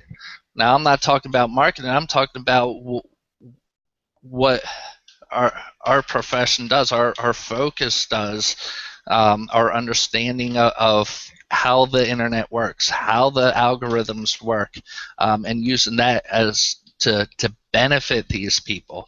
And like I said, I've done this before, and it has benefited people for a few years, and who knows, even more. Yeah. Look, I mean, I can't dispute it. I mean, payday loans, they can do horrible things and continue to get away with things. But, like, for argument's sake, you also mentioned doing a similar thing with the legal profession and real estate. I mean, those are two highly competitive niches, and you know, like, I'll bet anything that you've got manual actions. Oh, by the way, who runs the Google Webmaster Tools for all of these sites? Actually, it's my client that got these sites going. He's been running that. Just over the past maybe 2 months or so, he's asked me to look over it to see how everything's going, and I had to reevaluate where everything was. Okay, but so is it your client that runs Google Webmaster Tools for all these domains? Right. Okay, well, I bet. Does he know where to look for the manual actions? Because if you're in a highly competitive niche and you start winning for anything that's even halfway suspect, you know, the world is full of dobbers. That I mean, that's how the manual action is fed. People dob other people in.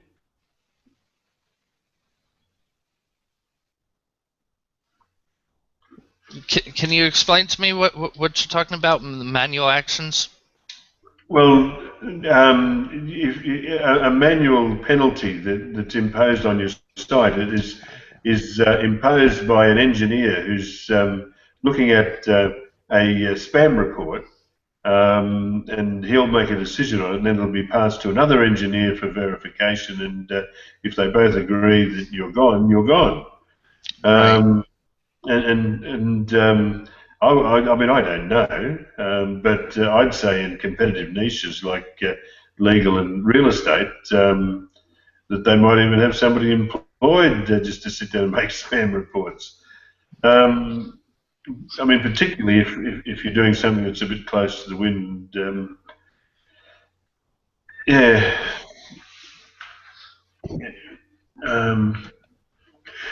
Well, look, I think we've talked this pretty well through, Ryan. What do you reckon? Oh, definitely. Okay. Can I ask you, if you do have some time, could you stick around for a while? Yeah, absolutely. Okay. Look, we don't ask anybody to answer a question here, but if you feel that you want to answer and there's a vacant space, just jump in and answer it. But I won't directly ask you to answer. Just if you hear a bit of silence, feel free to jump in. Getting back to Tech Blog Corner's question, which we started exactly 1 hour ago. Yeah, exactly 1 hour. Tech Block Corner asks, why is Google France, Google India, Google Germany showing as in referral traffic from Google Analytics? Is someone available to answer this? I think. Tim, you're back. Well, look, I'll just say they're there because a visitor has seen your site appear in one of the CCTLD Google domains, and they've clicked the link and landed on your site, and so they're there sitting in your analytics as a referral. Is that the way it works, Tim? Yep, Tim is nodding. That'll do me. I'm going to call that an answer. Next, we have one from Thomas Merrio.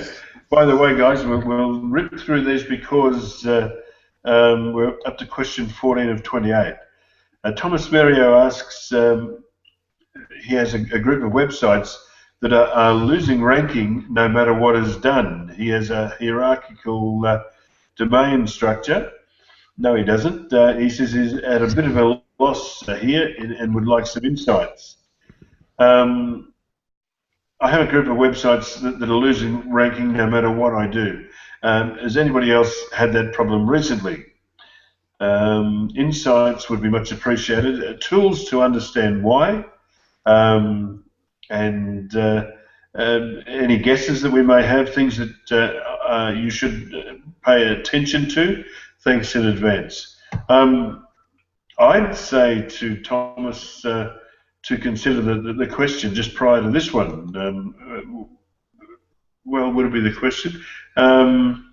Actually, if you click on question 12, the question for Barbara Gilbert Interiors, that's about the 43rd minute, and just follow along. I think there may be some insights, not specifically to Ryan's case, but there may be some side issues there that you might find interesting. Anybody have anything to add for Thomas?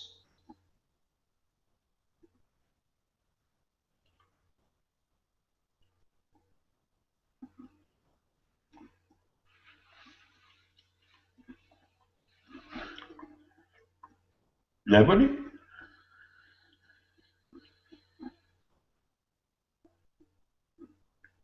No? Okay.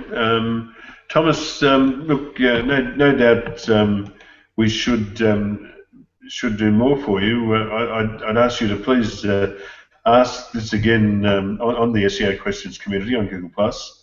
And if you could give us some more details, if you would care to share your domain name or some of the websites in the group with disabled links, because we don't like active links on our community.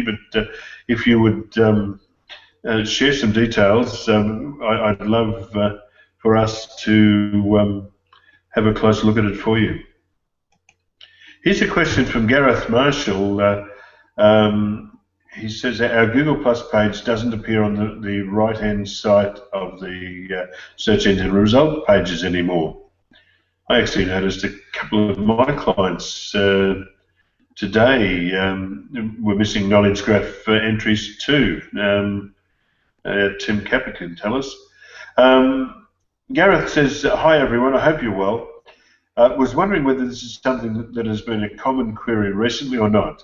In the last week or so, we've noticed that our Google Plus page doesn't appear on the right-hand side of the search engine results pages when you search for our brand name, which is Toner Giant. No recent posts, not even a follow / circle count or anything. I know that Google changed their stance on authorship recently. Could this have had an effect?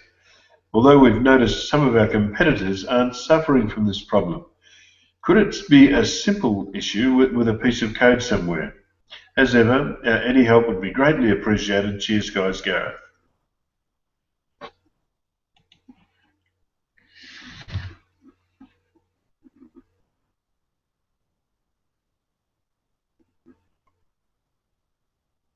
dear.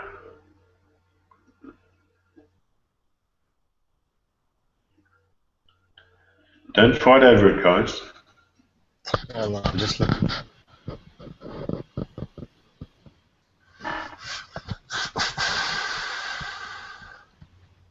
But there have been a few posts about this in the Google Plus help community. People claiming that previously knowledge graph, knowledge info panel was populated, but now it's not, and nothing has changed. They haven't done anything with regard to the site or to their Google Plus page. So I assume that Google is changing things, experimenting, and perhaps shifting the goalposts as to what triggers it, what populates it. I have to add that the two of my clients today that were not showing the knowledge graph, I just checked them while Masatagi was speaking, and they're back again. So might have been a weekend experiment. Who knows?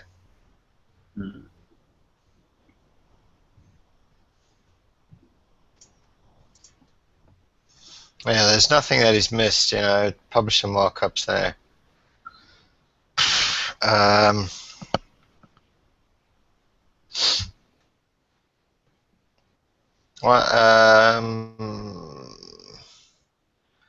You haven't got the verified thing next to your email, support at TonerGiant, but maybe that's worth just verifying. But otherwise, everything looks fine. I did have one of my guys disappear for their brand name. I'm just going to check it now.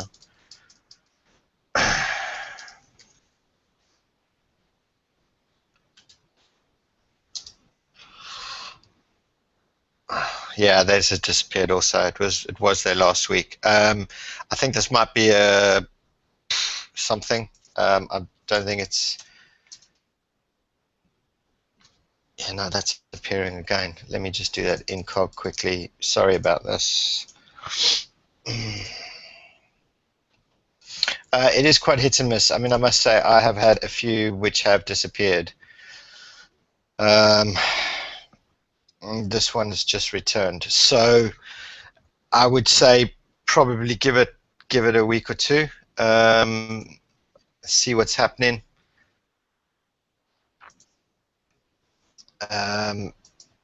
But no, I mean you've done everything correct. I may want to verify your email address. One thing I would, sorry, I'm just looking at your site quickly.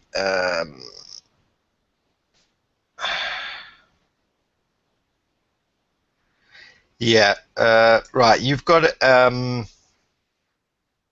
an address on your site's footer. I would add that into your about section also. I'm not saying it's a do or die, but that is certainly something that you should add in, and it's not going to bring it back in that sense, but you should definitely add that in. Yeah. So a couple of little things to add, but I certainly think that this is just a random fluctuation at the minute. But certainly add those last two things in.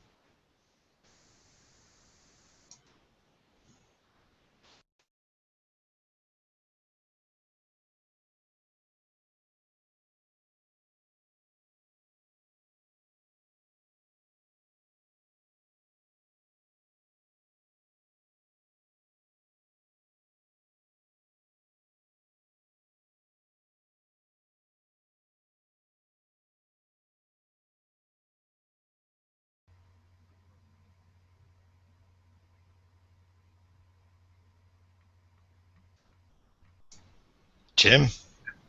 Yeah, he's gone. Okay, do you want to go to the next? Yeah, have we covered that? Yeah, I think that's done. Unless Yeah. somebody else got anything.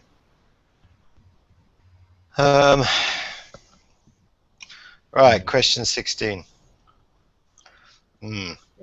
Yeah. Question 16 by Daniel Lloyd Barrett.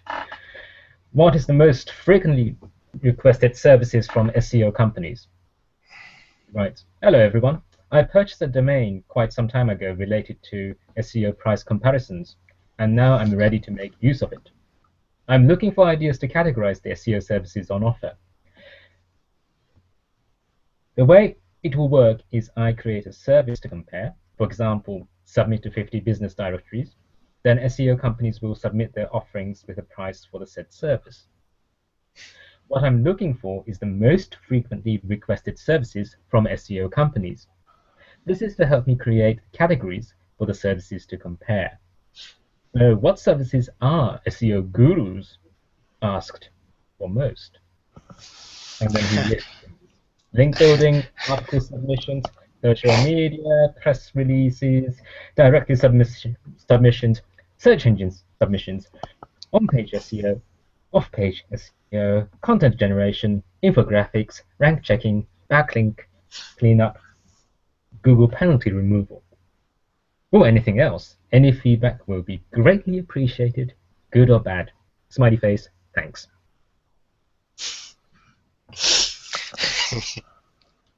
Okay. I'm not laughing. Right, Daniel. Whoa. Okay.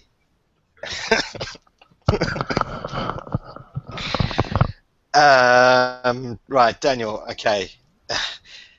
Yeah. What services? I'm obviously not an SEO guru because nobody asks me for link building, article submission, press releases, directory submissions, search engine submissions. The other ones are all right. Yeah. Okay. Sounds to me like you've basically got a Fiverr kind of site here.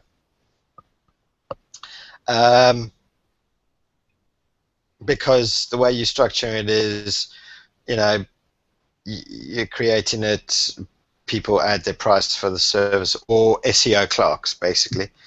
have a look at SEO clerks and see how they do it.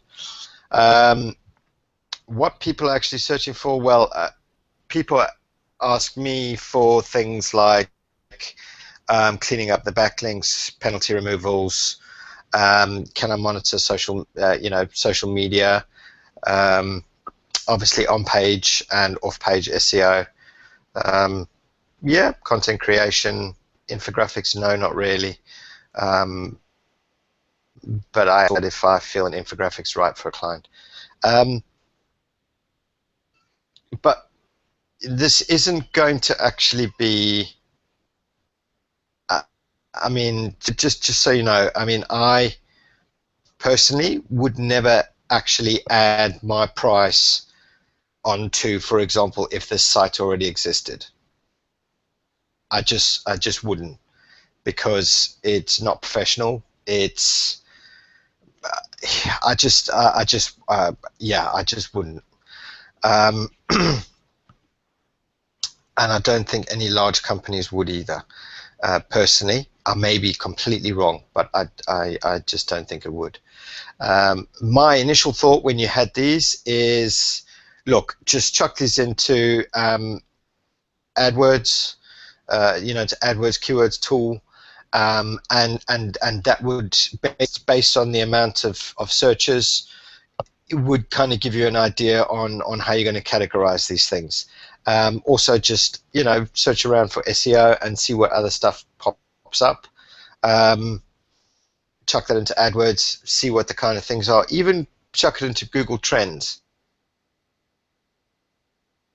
and you can tell whatever the case may be, and that might give you some more ideas. But personally, out of that, I'm sorry, I wouldn't use it. I don't do half of those things.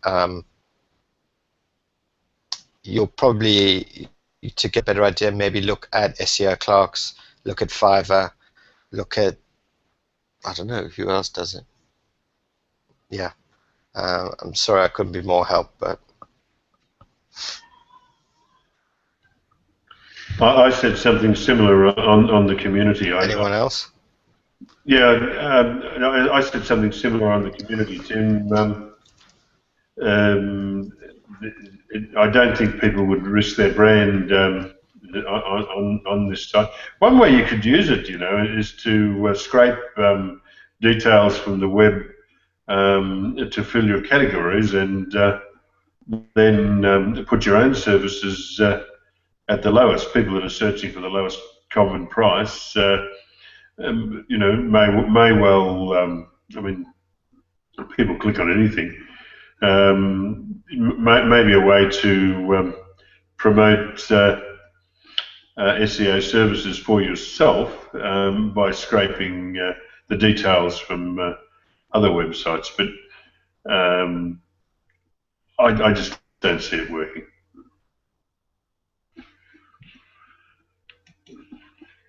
Anyway, okay, let's call that an answer. And Daniel, I'm sorry. I'm in the wrong place here, guys. Sorry. Yeah, it was Daniel, wasn't it? I forgot to click the button. All right, Daniel, look, I'm sorry about that. Julius Parks has a question. What should I do if I want to change domain name? I created a new website on a new domain for a pre-existing business.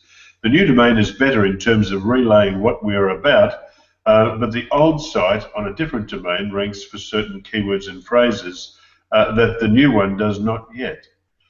Should I do some sort of redirect from the old website to the new, or leave it as is?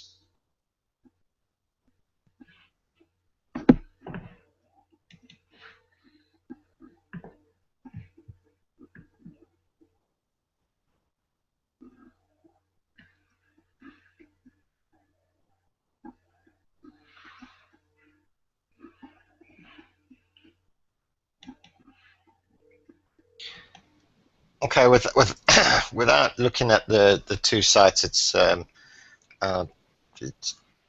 little bit difficult to answer this one. The reason I ask is, reading what you've said, you've created a new website on a new domain for a pre-existing business. This says to me that you are using the same content from the old site. You might have restructured it a little bit. You might have restructured the things, but you're basically using the old content from the pre-existing business onto this new site. Okay. However, the old site is still ranking and the new one isn't. Now, the reason that is your old one obviously has built up equity over time, whether it be through links or references or, just a bit of age being out there. So that is naturally going to obviously still keep ranking. The new site with the same content is basically not going to be shown as such because, one, it doesn't have any equity, and two, I'm assuming, because you haven't explained it very well, but I'm assuming that you have copied the content from the one to the other. I don't know if you have or haven't, but if that is the case, the newer content is going to be seen basically as a scrape of the old content, okay, of the other site. So in essence, Google's not going to trust that content because it seems to have been copied from somewhere else, and they're just not even going to bother show it. If they do show it, it will be on page 247, okay. So what I would have done in the very first instance is I would have, 301'd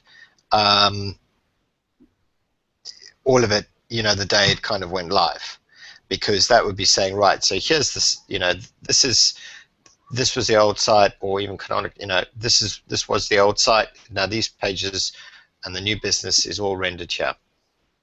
But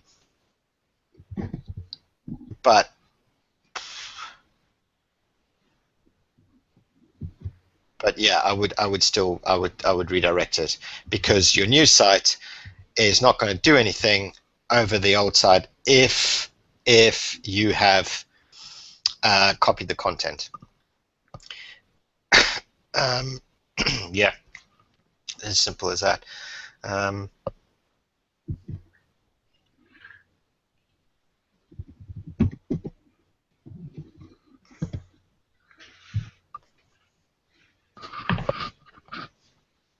Fair enough, Tim. That's a good answer. Ryan, did I give you a run list with the question run list on it? I'm looking for that. I was just about to ask you for that. Yeah, Feel kind of silly looking at here. Yep. Bear with me. I appreciate it.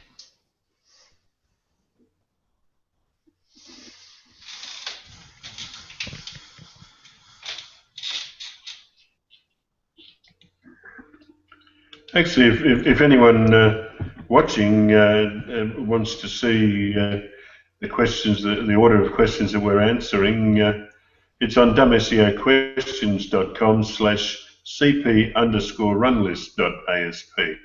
Don't need a password, and the order of questions is there.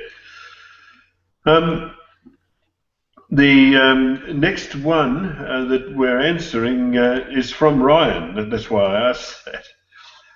Does anyone know of any algorithm changes that were scheduled for this weekend? I had a traffic decrease for about 18 hours from last night Friday to early this afternoon. Usually when I see something like this, there is a change in the matrix. Does anyone know of any algo changes that were scheduled for this weekend, or perhaps the nice weather in the US got people to go outside and away from their computers?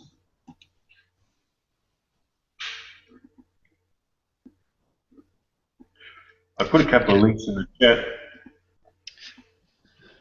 Yeah, Tim, you sent the link to the Mozcast. That was one of the first things that I did look at to see if there was anything going on there.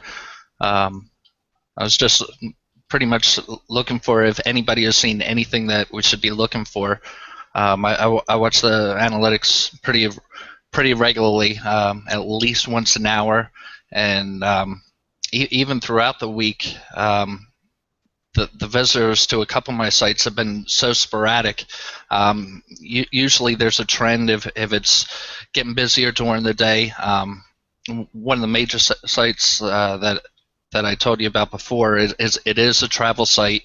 So that's what my belief was, that everybody was enjoying the weather. And here in the States, the weather has been absolutely beautiful. In mid-July, we're getting a cold streak, so people are more comfortable to go out. But it looked a little bit more sporadic, and not seeing anything. I couldn't figure out anything else. So if anybody else has seen anything, that's what that question was about. Yeah, even in the UK here, nice weather. Our hotel traffic's flatlined. Well, I wouldn't say flatlined, but it's a fraction of what it should be. Right. Nice weather in the UK now. Sorry? Oh, mate, it's brilliant weather. It's brilliant weather. But has that traffic returned now, or has it returned to some sort of normalcy? Well, it was just this past weekend. Pretty much we've been having storms all over the place, especially on the weekends. Nobody wants to go out, so it's stayed consistent with if nobody's wanting to go out during the weekend because of the weather, it's the same as what's going on during the weekday while everybody's at work.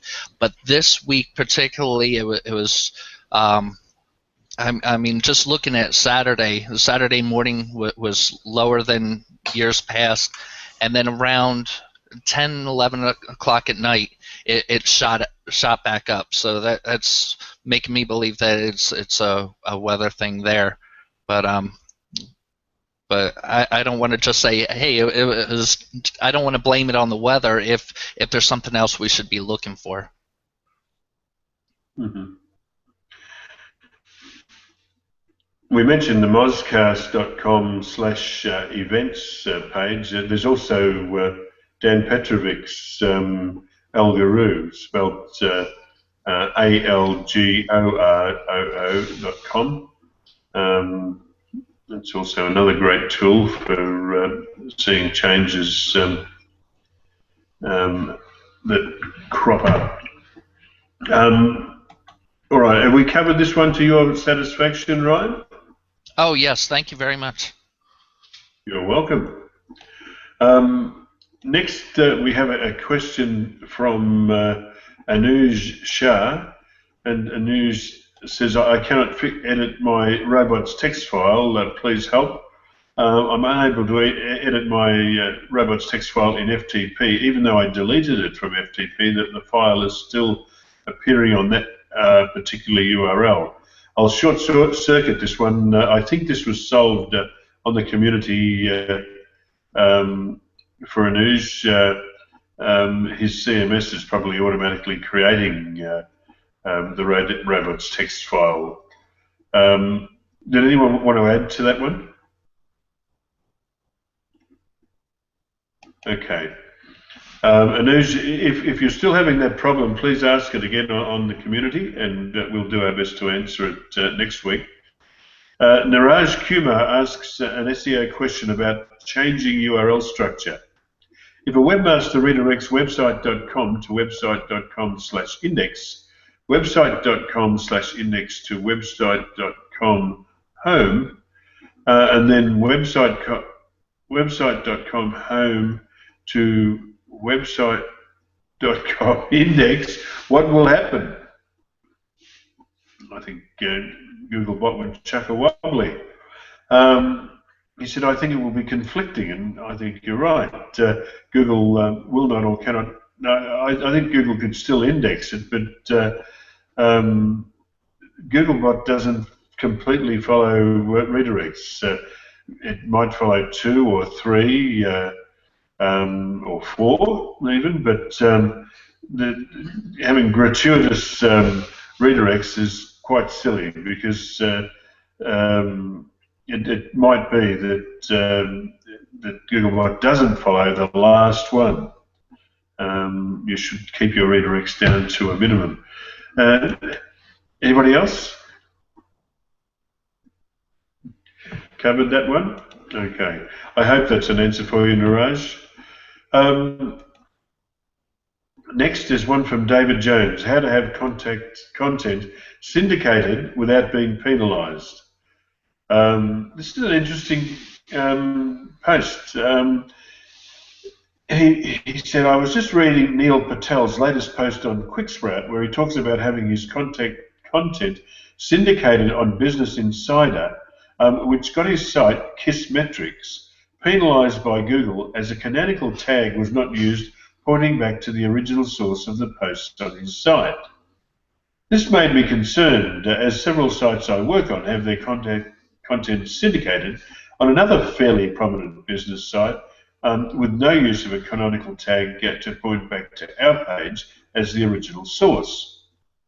In fact, there is a canonical tag, but it has their URL used for that, which surely makes it look like we are scraping the content from them.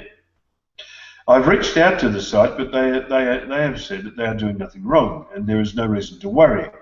However, they said they syndicate content the same way that Business Insider do. So I guess I'm right to be concerned. What does everybody here think? And he gives a link to Neil Patel's post on Quicksprout.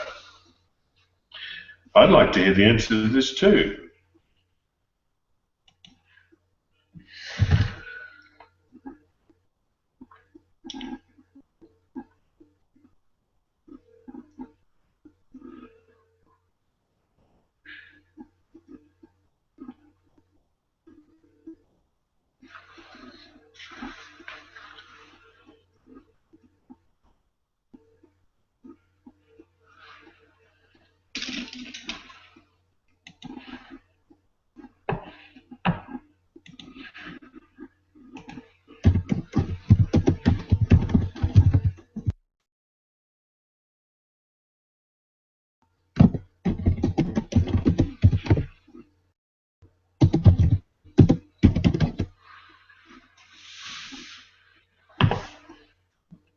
No thoughts, guys?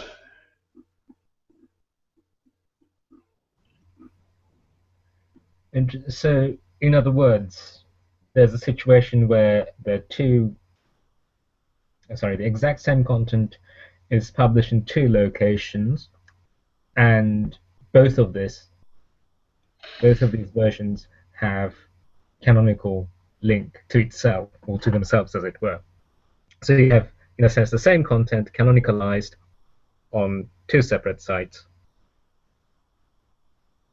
Yes, that's right. I might point out too that the title, or at least the URL of Neil Patel's post, is Content Marketing Lessons Learned from Losing 225,418 Visitors a Month. And, I mean, Kissmetrics is a highly respected site that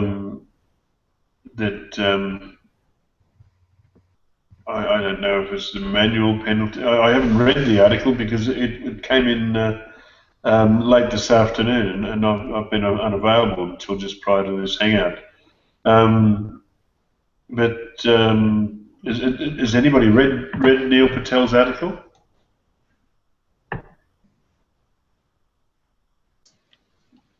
Yeah, I'm just quickly scanning through it.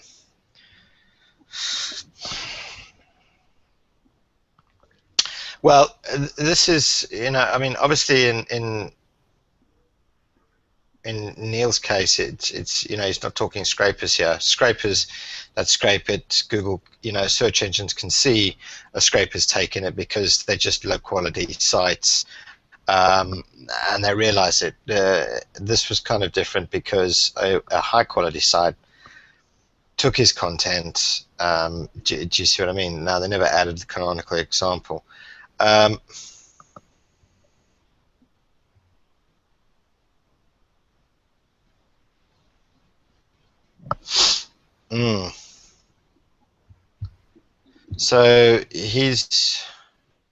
I'm just trying to see how he resolved it.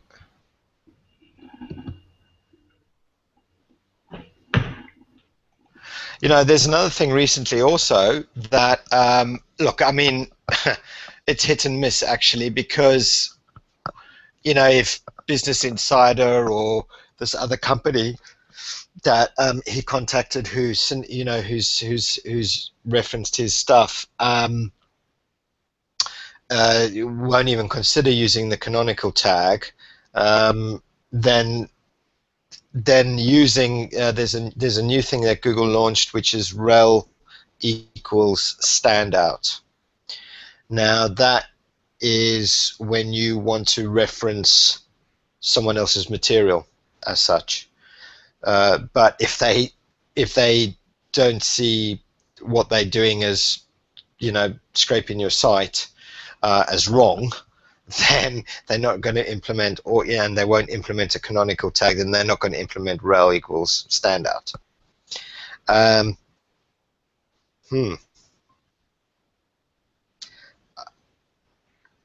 If you feel really threatened by it, then you just tell them that they must not. They just can't take your content. It's difficult. Yeah.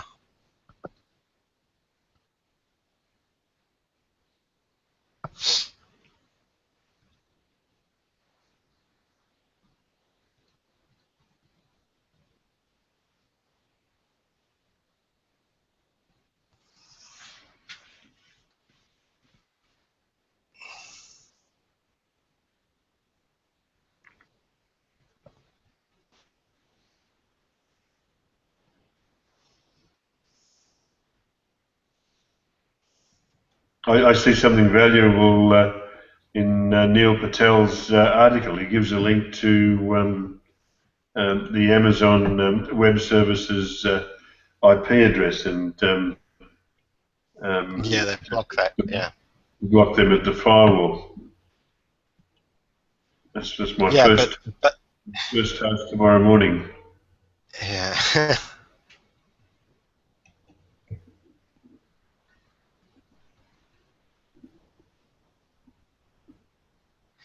Yeah, look, I mean, this is a situation where I think he needs to weigh up the pros and cons based upon how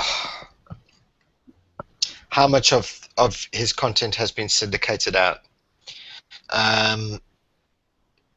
if there's a lot of it being syndicated out there without,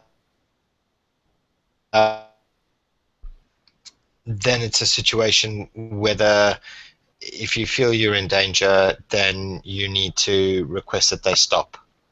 But you need to weigh it up for yourself and for the business. I suppose one of the best ways of weighing that up actually is to see how much traffic comes from them. They might be big names that are syndicating your content. They might be brilliant like Business Insider, but if you're getting 1 or 2 visits, well, is it really worth that risk? Because then you can just request that they remove it. If they're not going to comply with adding a canonical tag. I mean, you've got to weigh it up and make that decision. But the only way the stuff is going to come down is if you ask them, and then if they don't comply, you have to go down the DMCA kind of route.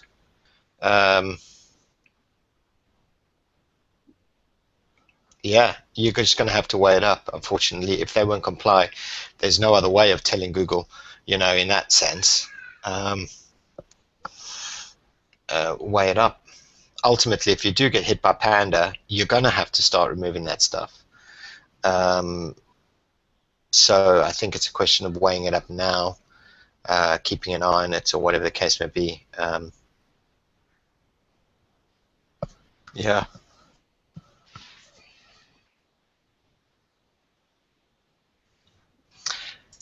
Okay. I wonder. No, because yeah.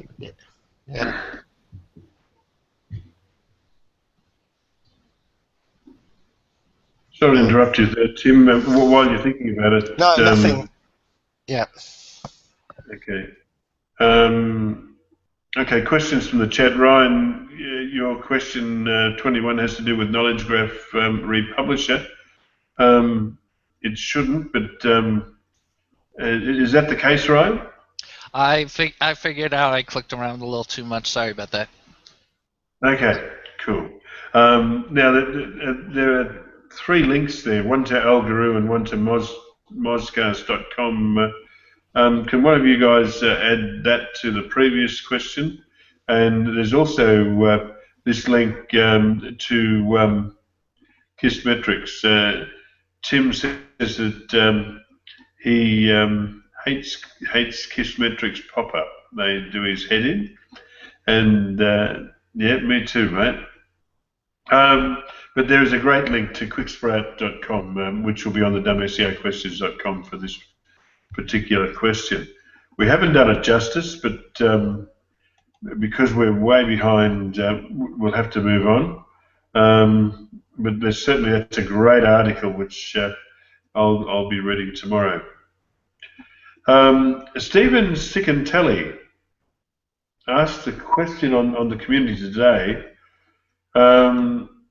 And Tim, I see Tim did attempt to help, so maybe you can just let us know how far or what, because I didn't understand the reference to Moz local. But anyway, the question was, in my case, rename NAP to porn, in other words, name, address, phone to phone, address, website, name.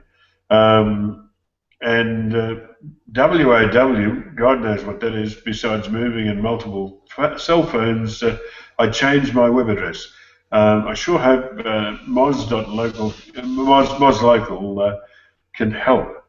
Can you make something out of this, Tim? Because it's way out of my league. No.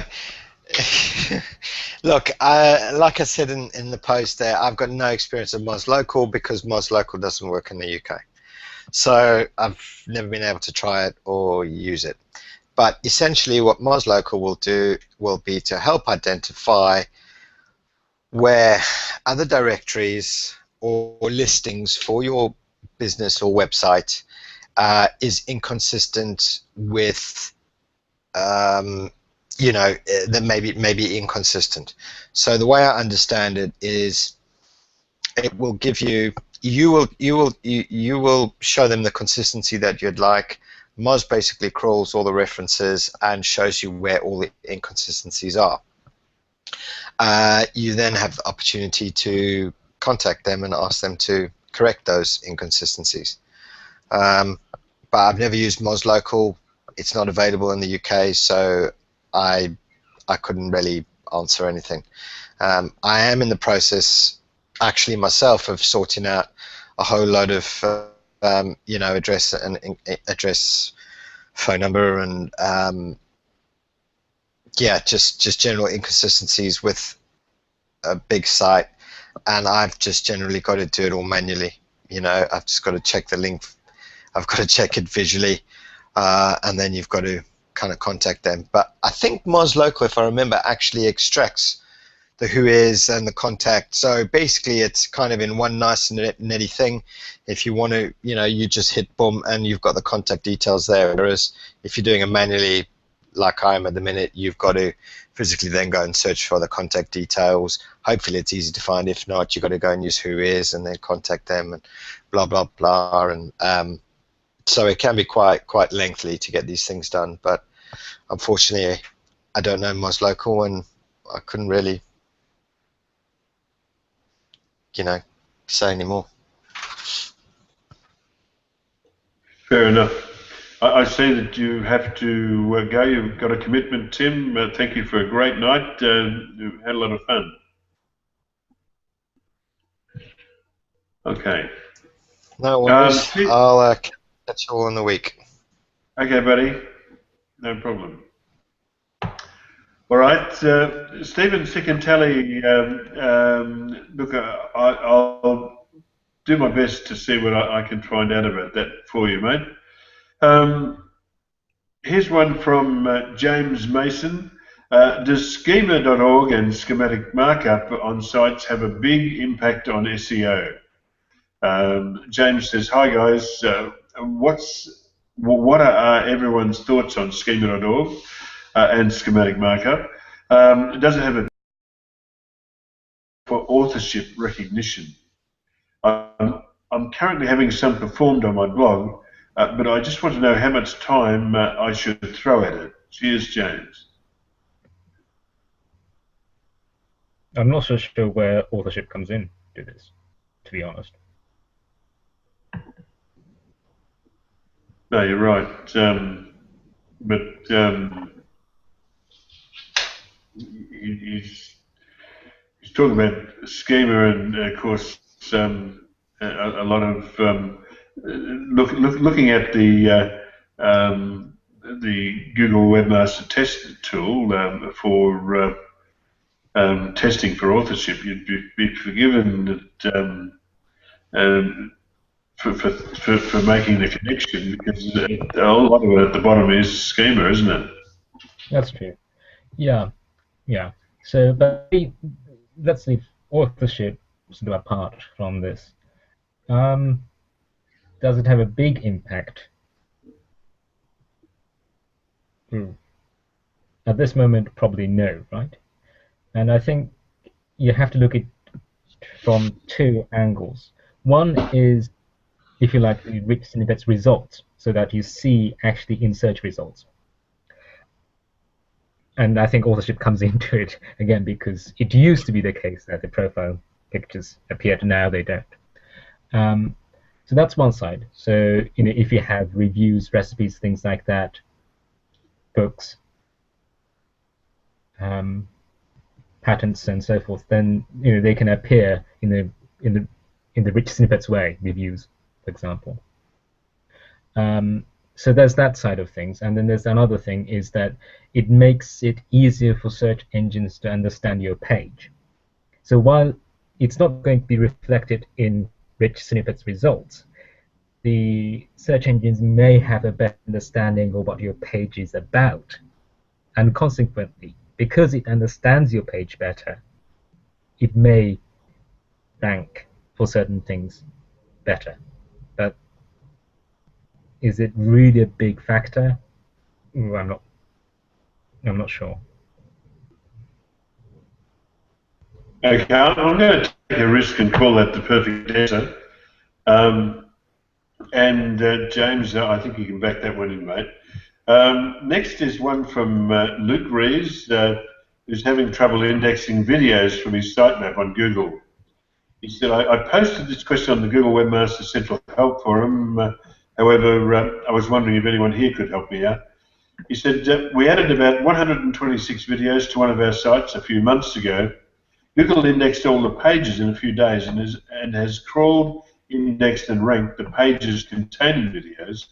However, not a single one of the 126 videos itself have been indexed.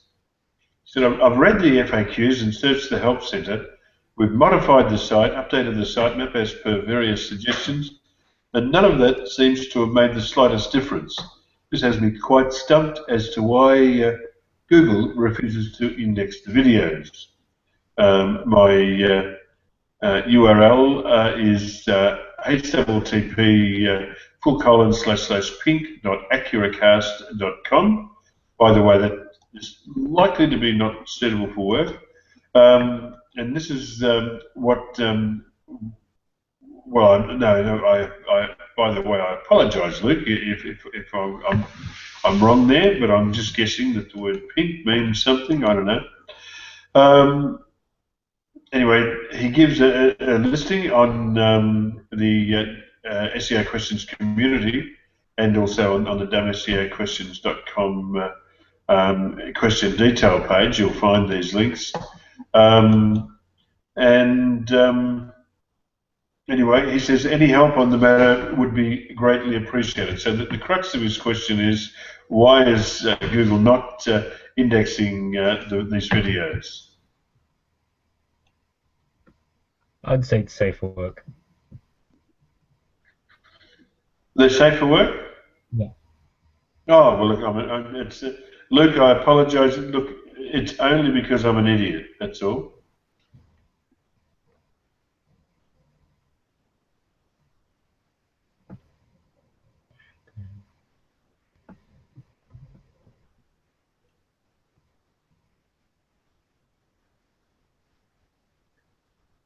Having said all that, can we get an answer for him?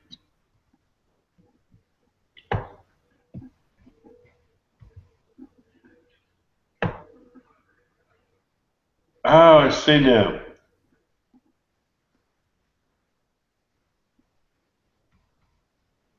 Oh, I'm such a dope.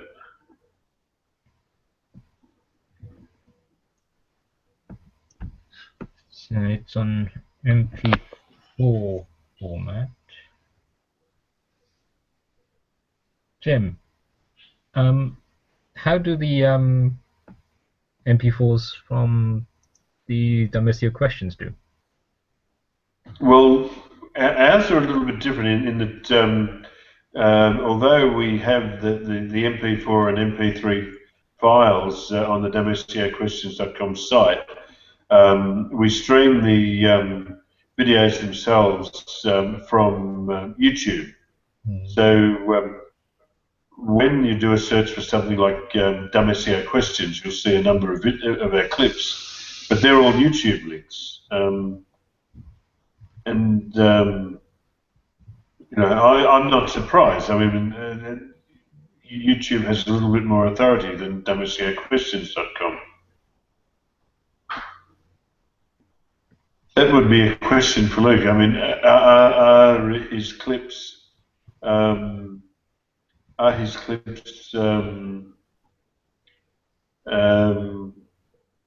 actually, let me have a look at them and see if they are.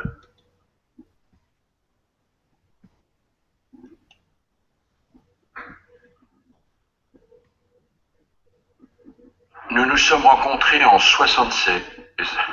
En 40 ans de vie commune, nous avons... Okay, so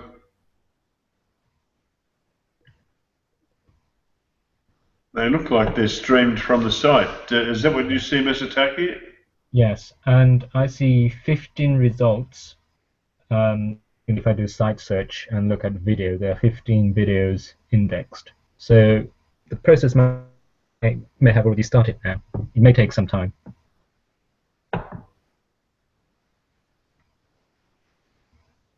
They're all on the site, hosted on the site. Yep. Yeah, and I see 15 indexed, so perhaps it has started, and now it's just a matter of time before all the clips are indexed. Yeah. Well, gee, I like the way this has been done. We can learn a bit from here for our SEOquestions.com site.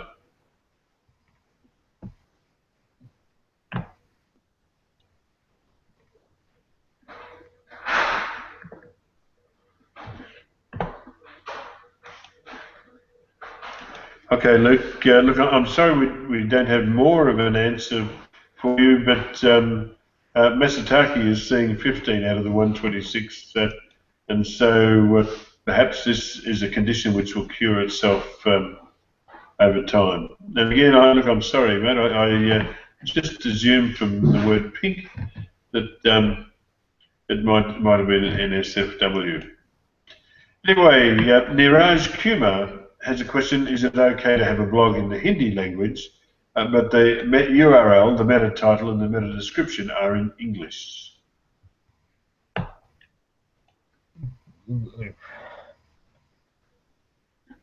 I doubt that's advisable. A URL certainly, but meta title and description. If the content is in Hindi, why would you have that in English?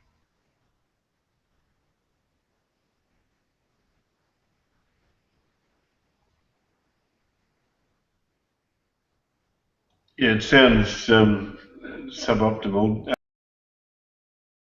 in the same language, wouldn't it? Yeah, I mean, I think that. Yeah, sorry. the meta description is not used for ranking, but it is the snippet. So if the content is Hindi, what you want in the snippet is Hindi, so that Google might select it to display on the page, at least for the description anyway. Meta title and URL are your best chance for ranking, I think, anyway. And if it's Hindi content, using these in English might put you at a disadvantage. That sound reasonable? Yeah. All right. Next, we have one from Gabriel Partini, who needs advice on how to maximize SEO efforts for a small website. He said, for a small website, less than 10 pages, please comment on SEO Google benefits for set your language meta keyword, create a sitemap, link to your page from within your site. I think he means link to your Google Plus page. How about, would anybody like to answer this, or I can jump in? I like what you said about I totally missed that when I responded to him about clicking linking to the Google Plus page, but I did. What they're looking for is what are the benefits of doing that. I think the last question we talked a little bit more about how important the language. If we're supplying one language and saying it's another language, how much that can mess things up. So I think the last explanation might be helping Gabriel. Of course, doing the sitemap and making sure we're submitting it to the search engines. It's going to keep the search engines more informed of the changes and what we want them to see, as far as and making sure. I don't think I described this, but making sure internally that we do have some navigation to the sites that we have in our sitemap. which leads into the last question, which I thought they were talking about that they don't have any interlinking, assuming possibly that some of the pages are being hidden. I know I've ran into a few marketing sites that there is no navigation from the index page to internal pages and vice versa, and that might be because their marketing scheme is here, sign up for our email, and our email sends you to the internal pages, kind of doing the funneling. But Jim, you made a great point about, you know what, I can't figure out how I didn't even think of that, is yeah, get that authority with the Google Plus page, make sure that's in there, and get the authorization there. Excellent. Thank you, Ryan. Masataki, yes, is he talking about hreflang when he says set your language meta keyword? Any other language than English? I'm not 100% sure. You can, I think you can set different meta keywords for different languages. Okay. In the meta, so in the meta lang, I think. But the question would be why. I wouldn't mix languages on a single page. So if you have if you have content in more than one language, I would make sure that those two have distinct, independent pages, and if appropriate, use hreflang. So I'm not 100% sure why Gabriel wishes to, set meta keyword language potentially to something different from the language of the content. So it's a bit of a mystery to me. So I'm not 100%, I don't really understand the situation, so I really can't answer that question. Okay, so for Gabriel, what we can say is please ask this question with more specifics. If the answer we've given tonight from Ryan and Masataki is not what you're looking for. All right, Stephen Sicantelli asks another question. How come different browsers give different results for business rankings? For instance, Google Chrome likes my website better than Explorer. I imagine he means he's using Bing as the search engine on Explorer and Google on Chrome. Yeah, or it could be pseudonymous tracking, localized results. He might have signed into his account when he was using Chrome. So there are various possibilities. I think the answer for Stephen is that since they're two different search engines, they have different algorithms, and so their results are necessarily different. Their priorities are different,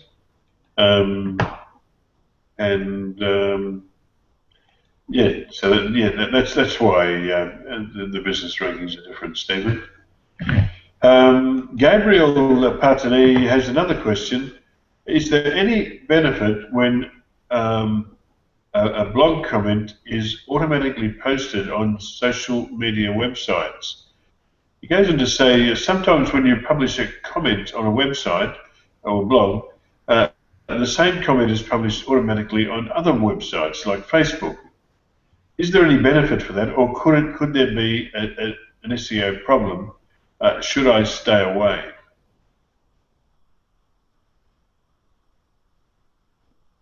I suppose it's a bit like the early question. I think it was question 3.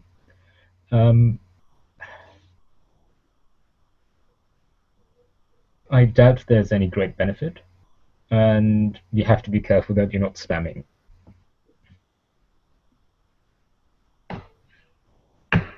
Yeah, I'd agree with that. thing is that if he posts on, as Tim pointed out earlier tonight, if he posts to Facebook, Google doesn't crawl Facebook, so it's unlikely to enter into calculations. And the same for Twitter. Google must crawl part of Twitter, but I think just the profiles maybe. I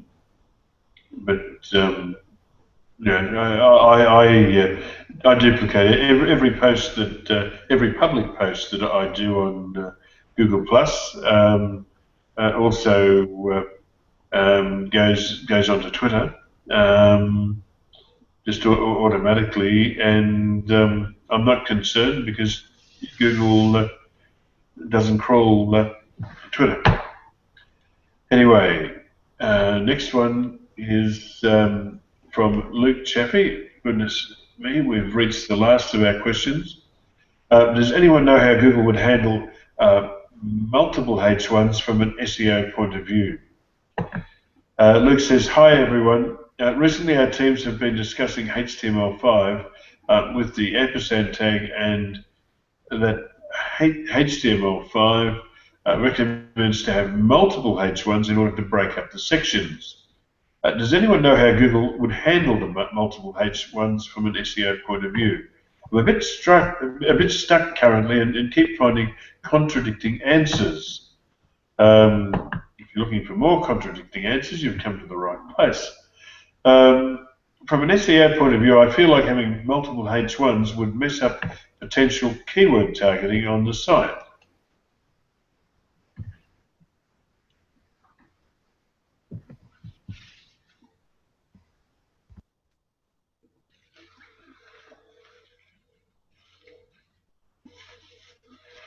And don't fight over this one, guys. It's the last question. Yeah, when I was getting into HTML5, I was seeing a lot of the recommendations for you put your H1 tag all over the place, and I was having the same thing. And I figured, and I haven't tested this out, so it's not like all out there. But what I started doing is, instead of having a bunch of H1 tags, have a bunch of H2 tags. Just drop it down a notch. Having that page about a certain thing, the certain header, that's your H1 tag. And each of the sections underneath of it being H2 tags, just drop it down a level. It sounds like a plan, Ryan. Edwin, anything to add on this?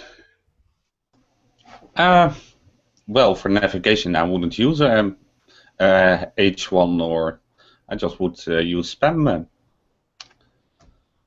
Span.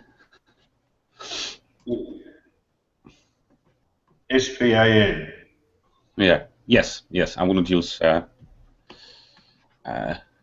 any header for that.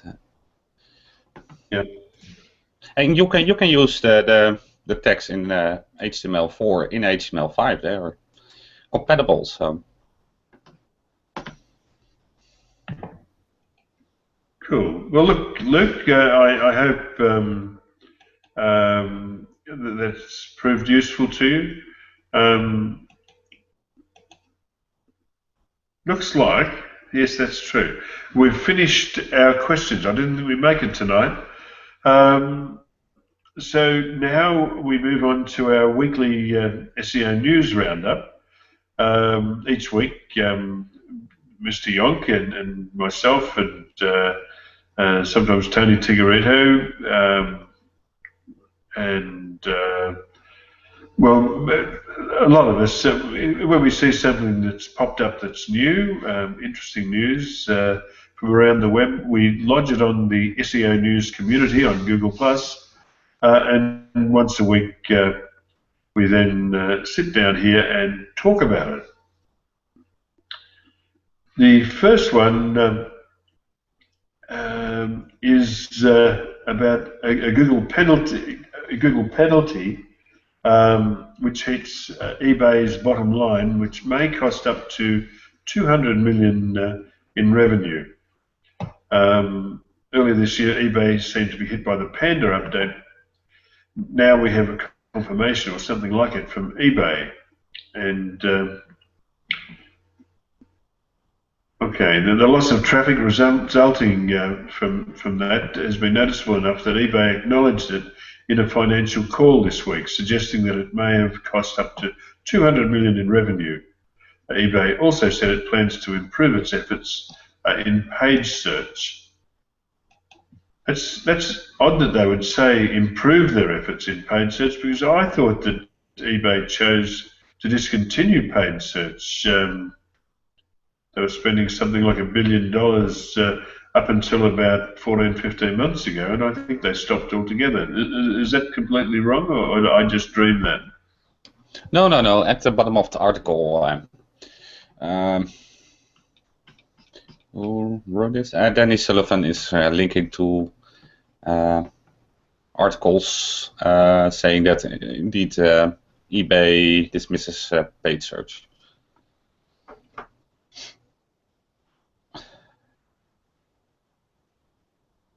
Oh, thank you, Ryan. Uh-oh. Oh, just before, sorry to interrupt you there, Edwin. Ryan, I see that you have to go from the note in the chat there. Thank you very much for coming on. We really enjoyed your time, and you're more than welcome to come back anytime at all that suits you. Oh, I appreciate it. And now that I have a list, I can not sit here silent and look forward to joining you guys later. Excellent, mate. We look forward to it. Thank you very much. Okay. Actually, I must say, Matt Storms posted. He said that he's looking at looking at people that are doing something wrong in search and selling their stock short. Yeah, he was going short. Actually, it's not the first time he mentioned that. He mentioned that when was it Yellow Pages that got hit. So maybe he's working something out there. I don't know. I wouldn't take stock options from him or stock information. I actually looked up the results for eBay, which was hit very, very hard in May and hardest hit now, like in mid-July or end of July. And yet their stock price is steadily increasing. So if he was using that as a gauge, that would cost. And the other one I looked at was Expedia, which is a group of websites that are spending 900 million a year on paid search, and also got fairly well hammered must be about 8 or 10 months ago now. Their CCTLD sites are punished all around the world for their practices, and their stock has gone up. And the other thing that I think is significant, if you're looking at Fortune 1000 companies, I think there'd be very few Fortune 1000 companies that had only one website. That beer looks nice that you've got there, Edwin. It's a Hoegaarden white.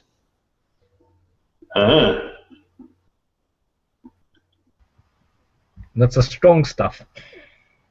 No, it's the white, so it's the only 4.9%. Okay. Yeah. It's not a triple. I don't like strong beer. It's 1:35 a.m. Here in Australia. You've convinced me, mate. I'm going to go get one myself. Water all night and coffee. But I'm dying.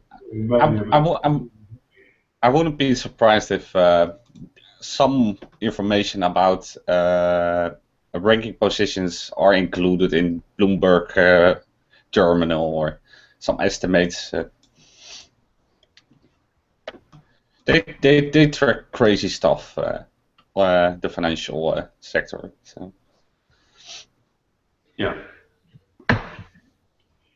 All right. We can say that we've covered that article. Let's have a look at the next article posted by Mr. Yonk.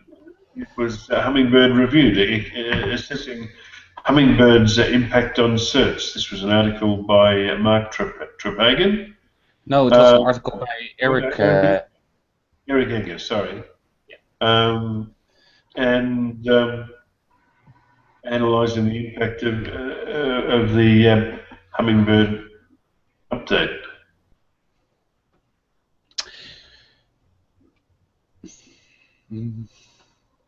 Go ahead, don't let me interrupt.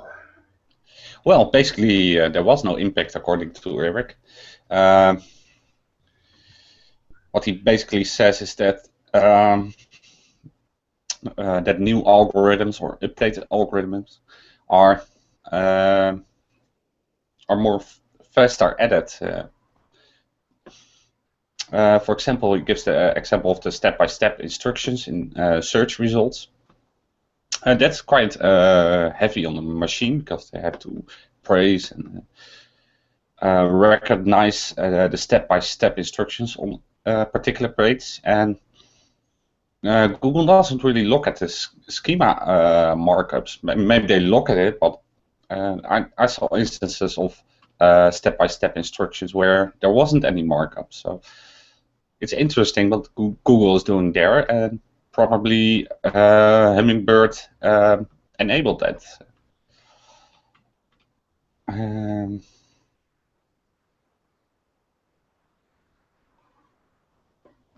But it's nice to go back and look at a particular update.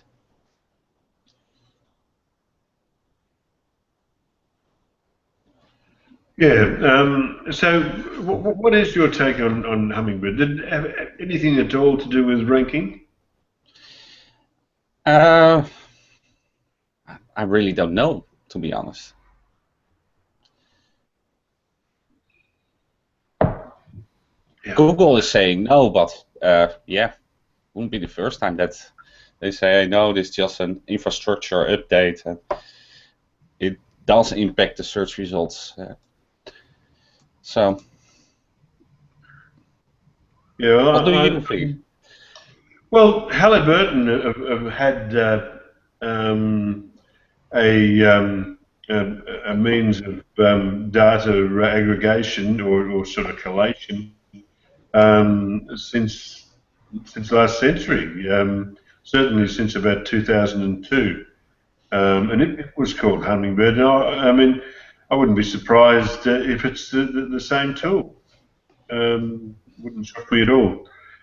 It's just, I mean, Google in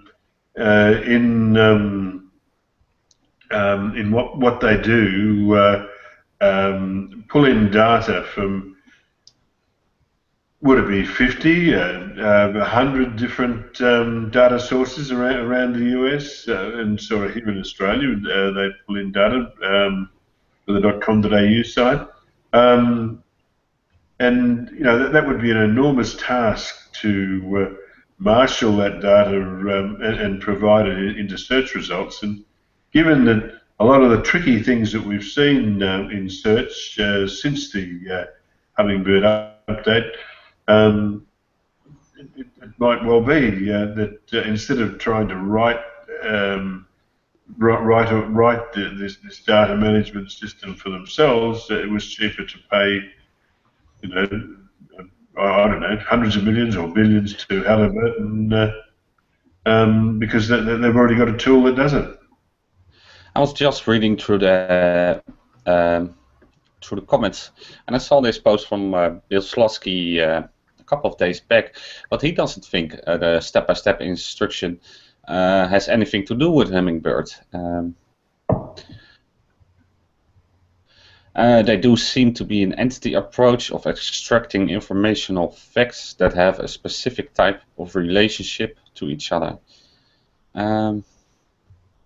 So he doesn't think Hummingbird is still about crawling web pages and then understanding the semantics of words and relationships and probabilities involving them. So he doesn't think. He says he doesn't think the step-by-step instructions have anything to do with hummingbirds. Well, okay. So let's call Eric Enger's article covered. Here's another one from Mr. Yonk. No grey hat or black hat, just dark SEO. I'm not going to try and read the whole story. Actually, why not? Glenn used to be a white hat SEO, but now turns to dark SEO in the sense that he doesn't follow Google guidelines because Google is failing to enforce their guidelines on a huge scale, especially when it comes to big brands. Glenn could be my brother. He explains this by giving 5 examples: Shopify, Xcart, House, Retail Me Not, and Desk, Salesforce. You could go on and add TripAdvisor. Actually, I'm solving nothing by saying that. But anyway, what are your comments, guys? Well, most of the examples he gave were about footer links, and I think Bing said that they just ignore footer links. They don't look at it. It doesn't give you any value, nor do you get any penalty. But it seems, at least Glenn thinks, that it is beneficial. So that surprised me. Well, Bing doesn't penalise anything at all. No, I think Google is the one that likes to penalize by manual action, and Bing doesn't do so that frequently. I'm sure they penalized a couple of sites, but not at that level where Google is. Mm.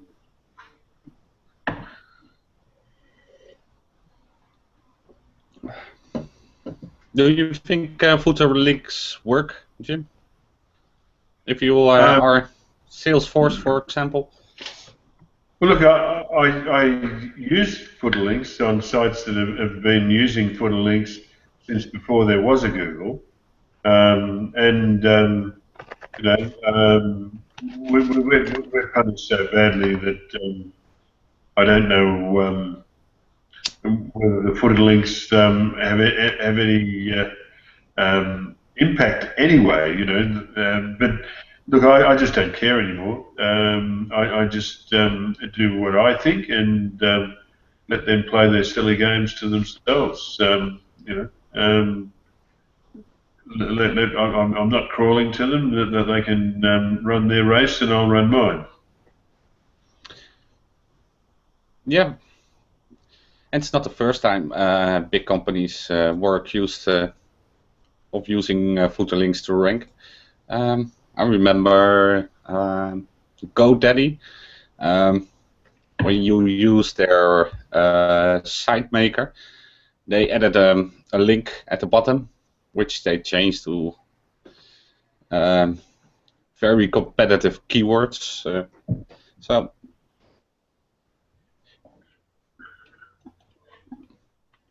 Yeah. I think it's still strange that works these days. It's so easily seen, right? Well, look, I think that they've, when Google started, the aim was to solve everything programmatically. And then they got onto the slippery slope of human decisions, and humans are humans. They do human things. A human will naturally adapt to suit their boss. They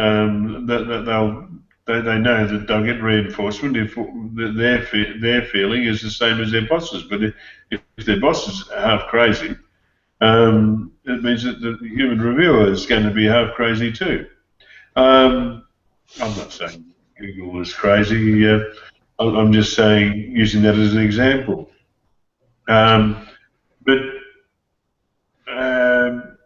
look, I've lost my train of thought. You made me laugh.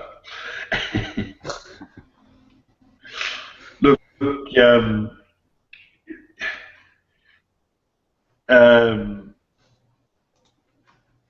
help me out here, Edwin. I really have lost my train of thought. What was the question? Well, if you look at the article, there's a screenshot from what is it? From a particular tool, which looks at unnatural links, suspect links, and okay links. Well, it is still a tool, but for desk.com, 77% are unnatural links. Well, and they are still ranking. So. Yeah. And then you get other examples like the one we discussed earlier in this hangout, links from Moz being referred to as unnatural links. You know, I mean, bugger me. Yes. Yeah, if these links are these are unnatural links, 100%, and I don't think the links from Moz are unnatural.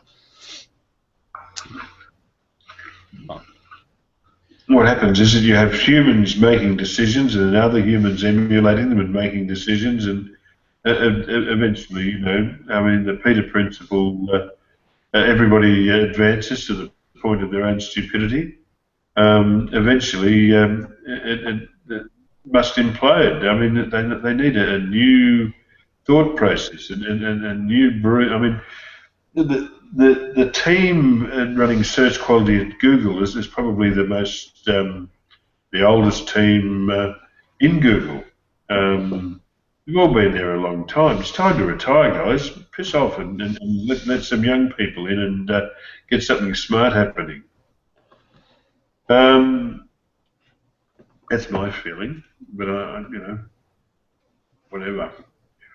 Anyway, next we have number 33 is Google removing video snippets just like authorship. This was shared by Michael Fisher-Kirshner. The updated post confirmed that there have been changes in the amount shown, most likely to be more concise with what is presented to users. In other words, I think he's saying that it's a design decision, basically. That's what he's saying, no? Well, look, actually, I'd say that's what he's saying. Yes. I mean, or, very slack. Or very is it slack. or is it for AdWords? Look, I honestly Don't don't you know. remember that article? I think it was last week. He looked at the author picture that got removed, and he looked at where people are clicking. Then, if they're not clicking on the picture, then or on the image, they are clicking somewhere else. And his train of thought or his small data set said it was people click more on the AdWords.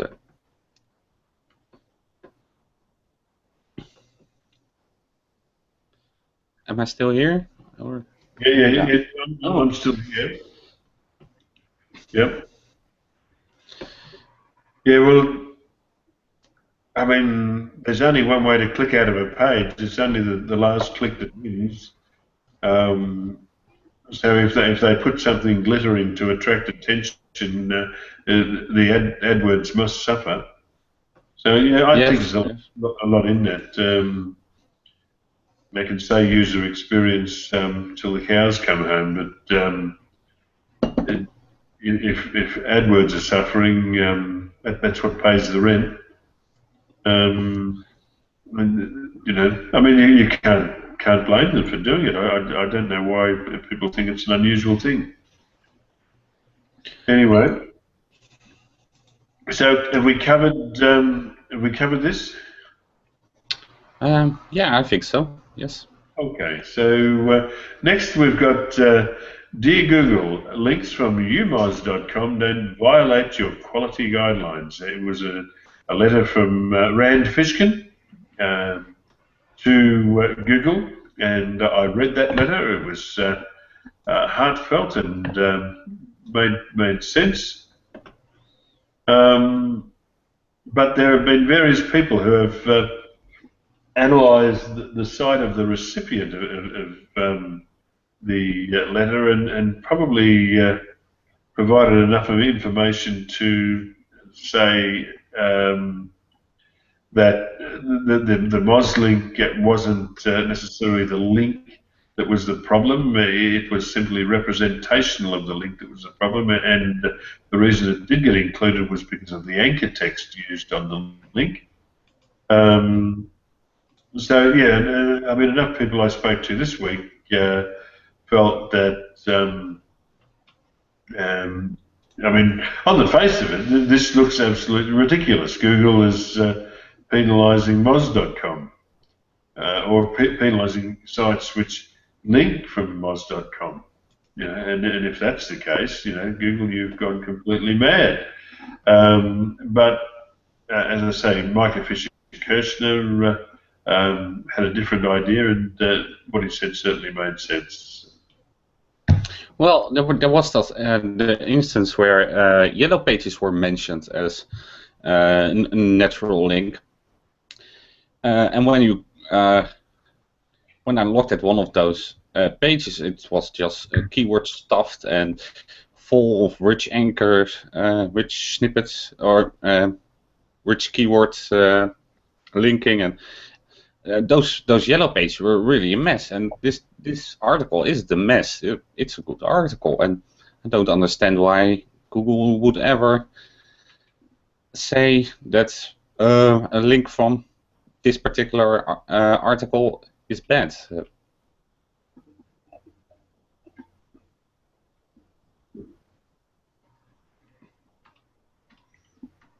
Masataki, are you with us at the moment?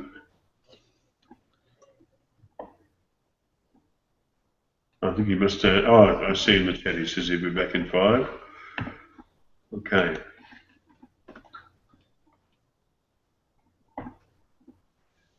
Edwin, let's move on from this one and go to the next. Sure. You posted one from Barry Schwartz. Oh no, clients regressing negative SEO.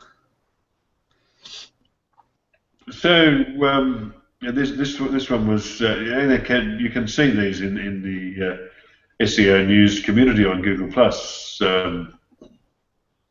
and Barry Schwartz posted a copy of it with details removed of a client requesting negative SEO to be carried out against their competitors. So that's how far this festering sore on Google's Achilles heel has progressed, and really, negative SEO it's a time bomb. It's just going to get worse and worse. Until Google diffuses it. I mean, Google could stop negative SEO right now, and all they'd have to do is say no more upper limit thresholds. And I just don't know why they don't do it. They don't have to say when it's going to be off. They can do it for a period. It would still keep people in the dark. But seriously, if they think that people are in the dark about what makes negative SEO work, I think it's more likely that they're in denial. But whatever it is, they've got to snap out of this and fix this problem, because it's only going to get worse. negative SEO. It's the scourge of the internet, and Google created it, and it's up to them to fix it. Look who joined us, Jim. Pardon? Look who joined us. Ah, Erin, how are you? Hi, everybody. I'm doing well. How are you guys doing? Well, look, all the better for seeing you. Thank you. I just thought I'd stop by here and say hi before I have to go. But let me see here real quick. I'll be leaving in just a little bit because I have a meeting. But just want to say hi. I haven't seen you guys in a while. Yeah, no problem. Look, I'm sorry about that World Cup thing. Oh my gosh, I'm gonna smack you. Don't even remind me. I still have my Brazil flag up. So I'm still rooting for Brazil in my mind, even though the World Cup is over. I'm still, what do you call that? Living in my fantasy land that didn't happen. Fair enough.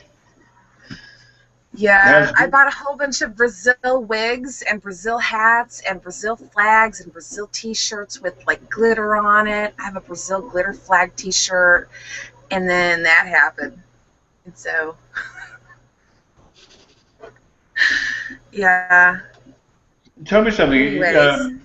Subsequent to the loss, has there been a business downturn in Brazil? I don't think so. To be honest, I mean, of course, it went up when there was the cup here. Tourism went up, and a lot of things went up. But our economy isn't based on the World Cup. You know, it's not like. I do think that the Brazilian people politically are very angry at our president because she exempted FIFA of any taxes, and that has never happened in all the history of the World Cup. And we are not a rich country.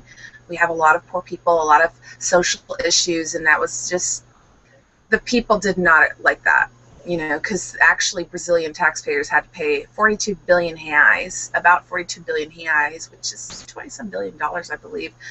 Almost $20-some billion for the World Cup to be here. So came out of our pockets, right?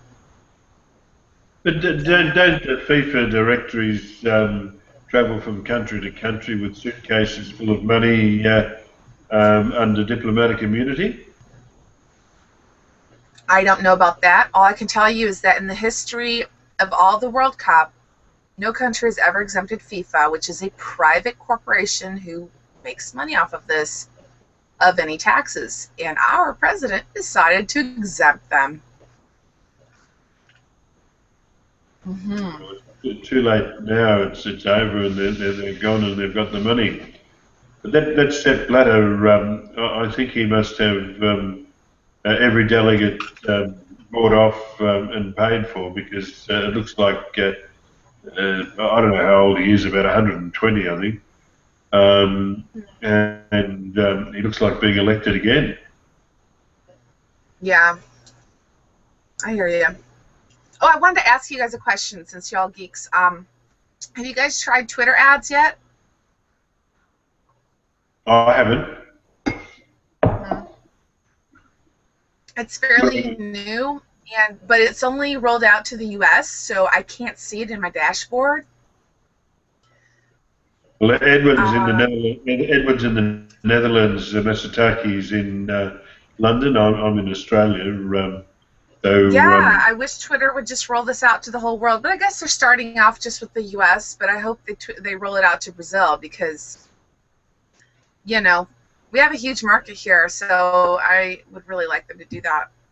But because it's new and we don't have the, you know, the option, then I don't know if I would have to go into a VPN so that I could go in through a proxy to be able to see the analytics. I don't know if I went through a U.S. proxy if I would see it or not. Just wondering if anyone has played around with that a little bit. No, if anyone would know, Masataki would. He's clued up on that stuff. Hey, Aaron, on Fridays, actually in, 14 hours' time, we run a 1-hour clip called Social Media Fridays. Basically, we just chat about anything that happened in the past week, much like we're doing now. It's very casual. How about coming along and joining us? Okay, I will see about that. Let me know what the time is. Can you tell me what time it is on Fridays so that I can... Tomorrow is Friday, and tomorrow I'm going to go out to solve a bunch of stuff on the street, so I probably won't be here. But if you can give me the time that happens, I can put it in my calendar and see if I can possibly make it and say, hey, what's up to everyone. What time is it now for you? Right now it's 1 o'clock in the afternoon for me. You're 4 hours behind me. Oh, it's going to be 3 a.m. 3 a.m.? Let me see. I'm usually awake at 3 a.m., but I'm really tired at that time, so I'll be kind of like, hey, what's up? You know, because I try to listen to meditation before I go to sleep and get all zen and stare at my blue tree and my Barbies before I sleep so that I can, like, get really zen still. But I can make it. I mean, I went to sleep at 4:30 in the morning yesterday, so it's all good. 3 a.m. Really? My time? Well, or it's 4 p.m. in Australia. Masataki gets out of bed about 5 for us. 4 p.m. What part of Australia? Is there like a specific Australia? Because I know Australia is really big. There's a difference. Yeah, the east coast of Australia is where most of the population is. What time would it be Eastern? Well, let me go there. I just clicked the link. Sorry. Hyper. Anyways. Blah, blah, blah, blah. No, yeah, it says here tomorrow, July 25th, 3 a.m. to 4 a.m. My time. Yeah. Oh, look, Google Events does that automatically, right? It already tells me exactly what time it's going to... That's really smart. Yeah, Good going on that, Google Plus people. Yeah, it's fabulous, because that is like... I hate having to work out what time things are. Yeah. Well, if I'm awake, I will come and say hey to y'all. But also, if you guys hear anything about Twitter ads, if anyone has like any tutorials, and you know, for us who are not in the U.S., if we should go in through a VPN or something, I would like to know about that. Cool. Well, I'll keep our ears to the ground for you, Aaron. In the meantime, I'll add you to the permanent invitation list, and if we're lucky to get you one day, we'll consider ourselves fortunate. Sure thing. I do study a lot of social media, so I have a lot of information in my brain. So, yeah. Although SEO is always in the back end of my head, you know, because to be honest, social media is more about building relationships that are going to get you visibility, whereas, and yes, it can bring traffic, but doesn't compare, like, in my opinion, unless there's certain areas, but it doesn't compare to SEO traffic. But the problem is, you know, SEO's changing every 5 seconds, so but still, I think social media is essential also. It's an essential part. If you're going to do SEO correctly, it's an essential part even of an SEO strategy. Yeah, it's all good. I have to go, but I just want to say hi real quick. And if I'm awake tomorrow, I will come and say hey, y'all, to everyone tomorrow. Okay? Excellent, Aaron. Thanks for popping in. All right. Sure thing. Bye-bye. Yes, bye. Okay. I'm a bit lost. Have we covered negative SEO?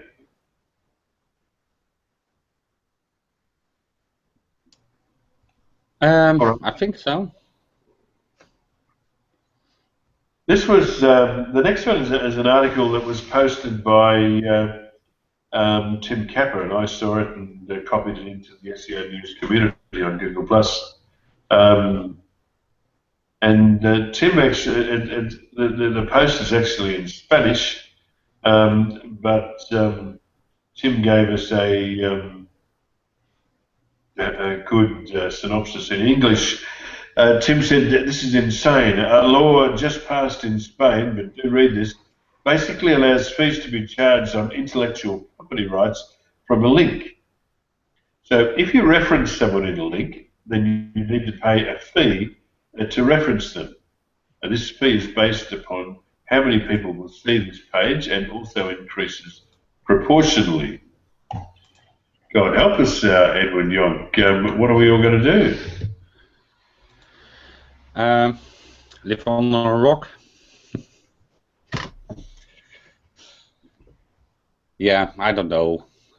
It seems absurd just to link, and you basically have to pay somebody if you link. That's weird, isn't it? That said, here in the Netherlands, there were sites that collected multiple radio stations, and they were they had to go. They were forced into court by the by our intellectual property right organization called BRINE, and they basically had to pay some amount of their ad revenue to that particular institution, and they all went out of business. So.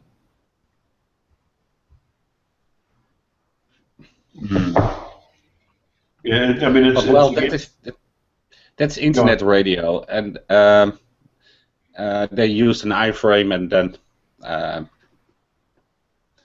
it would load the radio station. So it's maybe a little bit of a different story. Yeah, that sounds like benefiting. Essentially, that sounds like someone iframing a radio station and clustering ads around it, and making money off, off iframing a radio station. Yeah, that's a bit different from, being charged for linking to an external site. Yeah, but I guess people think, oh, an iframe or a link, it's all the same. Let's charge. Yeah, it's let's send them bills and quotes. And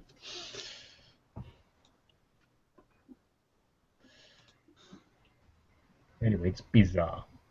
Very bizarre. It is. It is.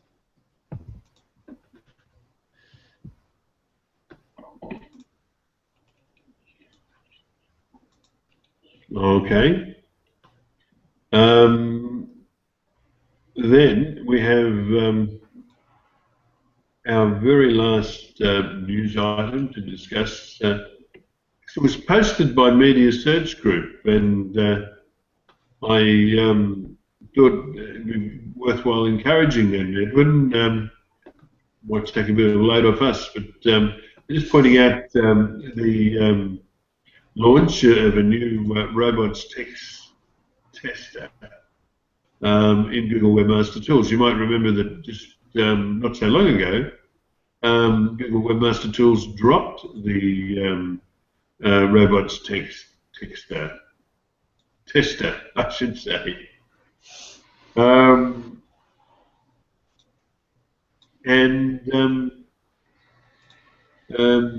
So I suppose they felt that it wasn't working as well as it could, and had been busily working in the background making a new one. I just wish they'd say what they were doing. I mean, I know it's not their practice to announce it, but like the world's not going to come to an end because we find out that Google's improving on a product that's faulty. You go on, Edwin. Well, the old robot testing tool wasn't that bad, in my opinion. So, indeed, why couldn't they let it live and say, we know it got some faults, we're working on a new one? That's not giving up any secret sauce, is it? But I didn't play with this new tool, did you? Not yet.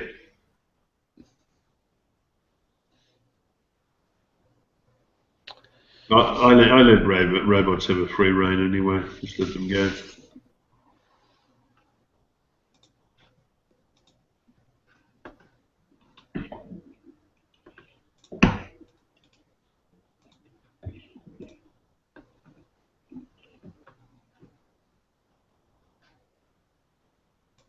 Okay.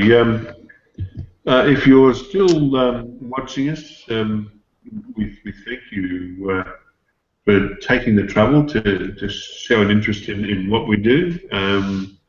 We appreciate it very much. Your interest is.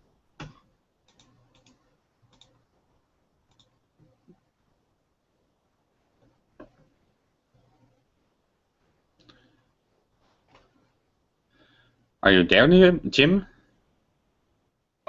No, I'm muted. No, I'm sorry about that. I clicked the wrong button. That would only be because I'm an idiot.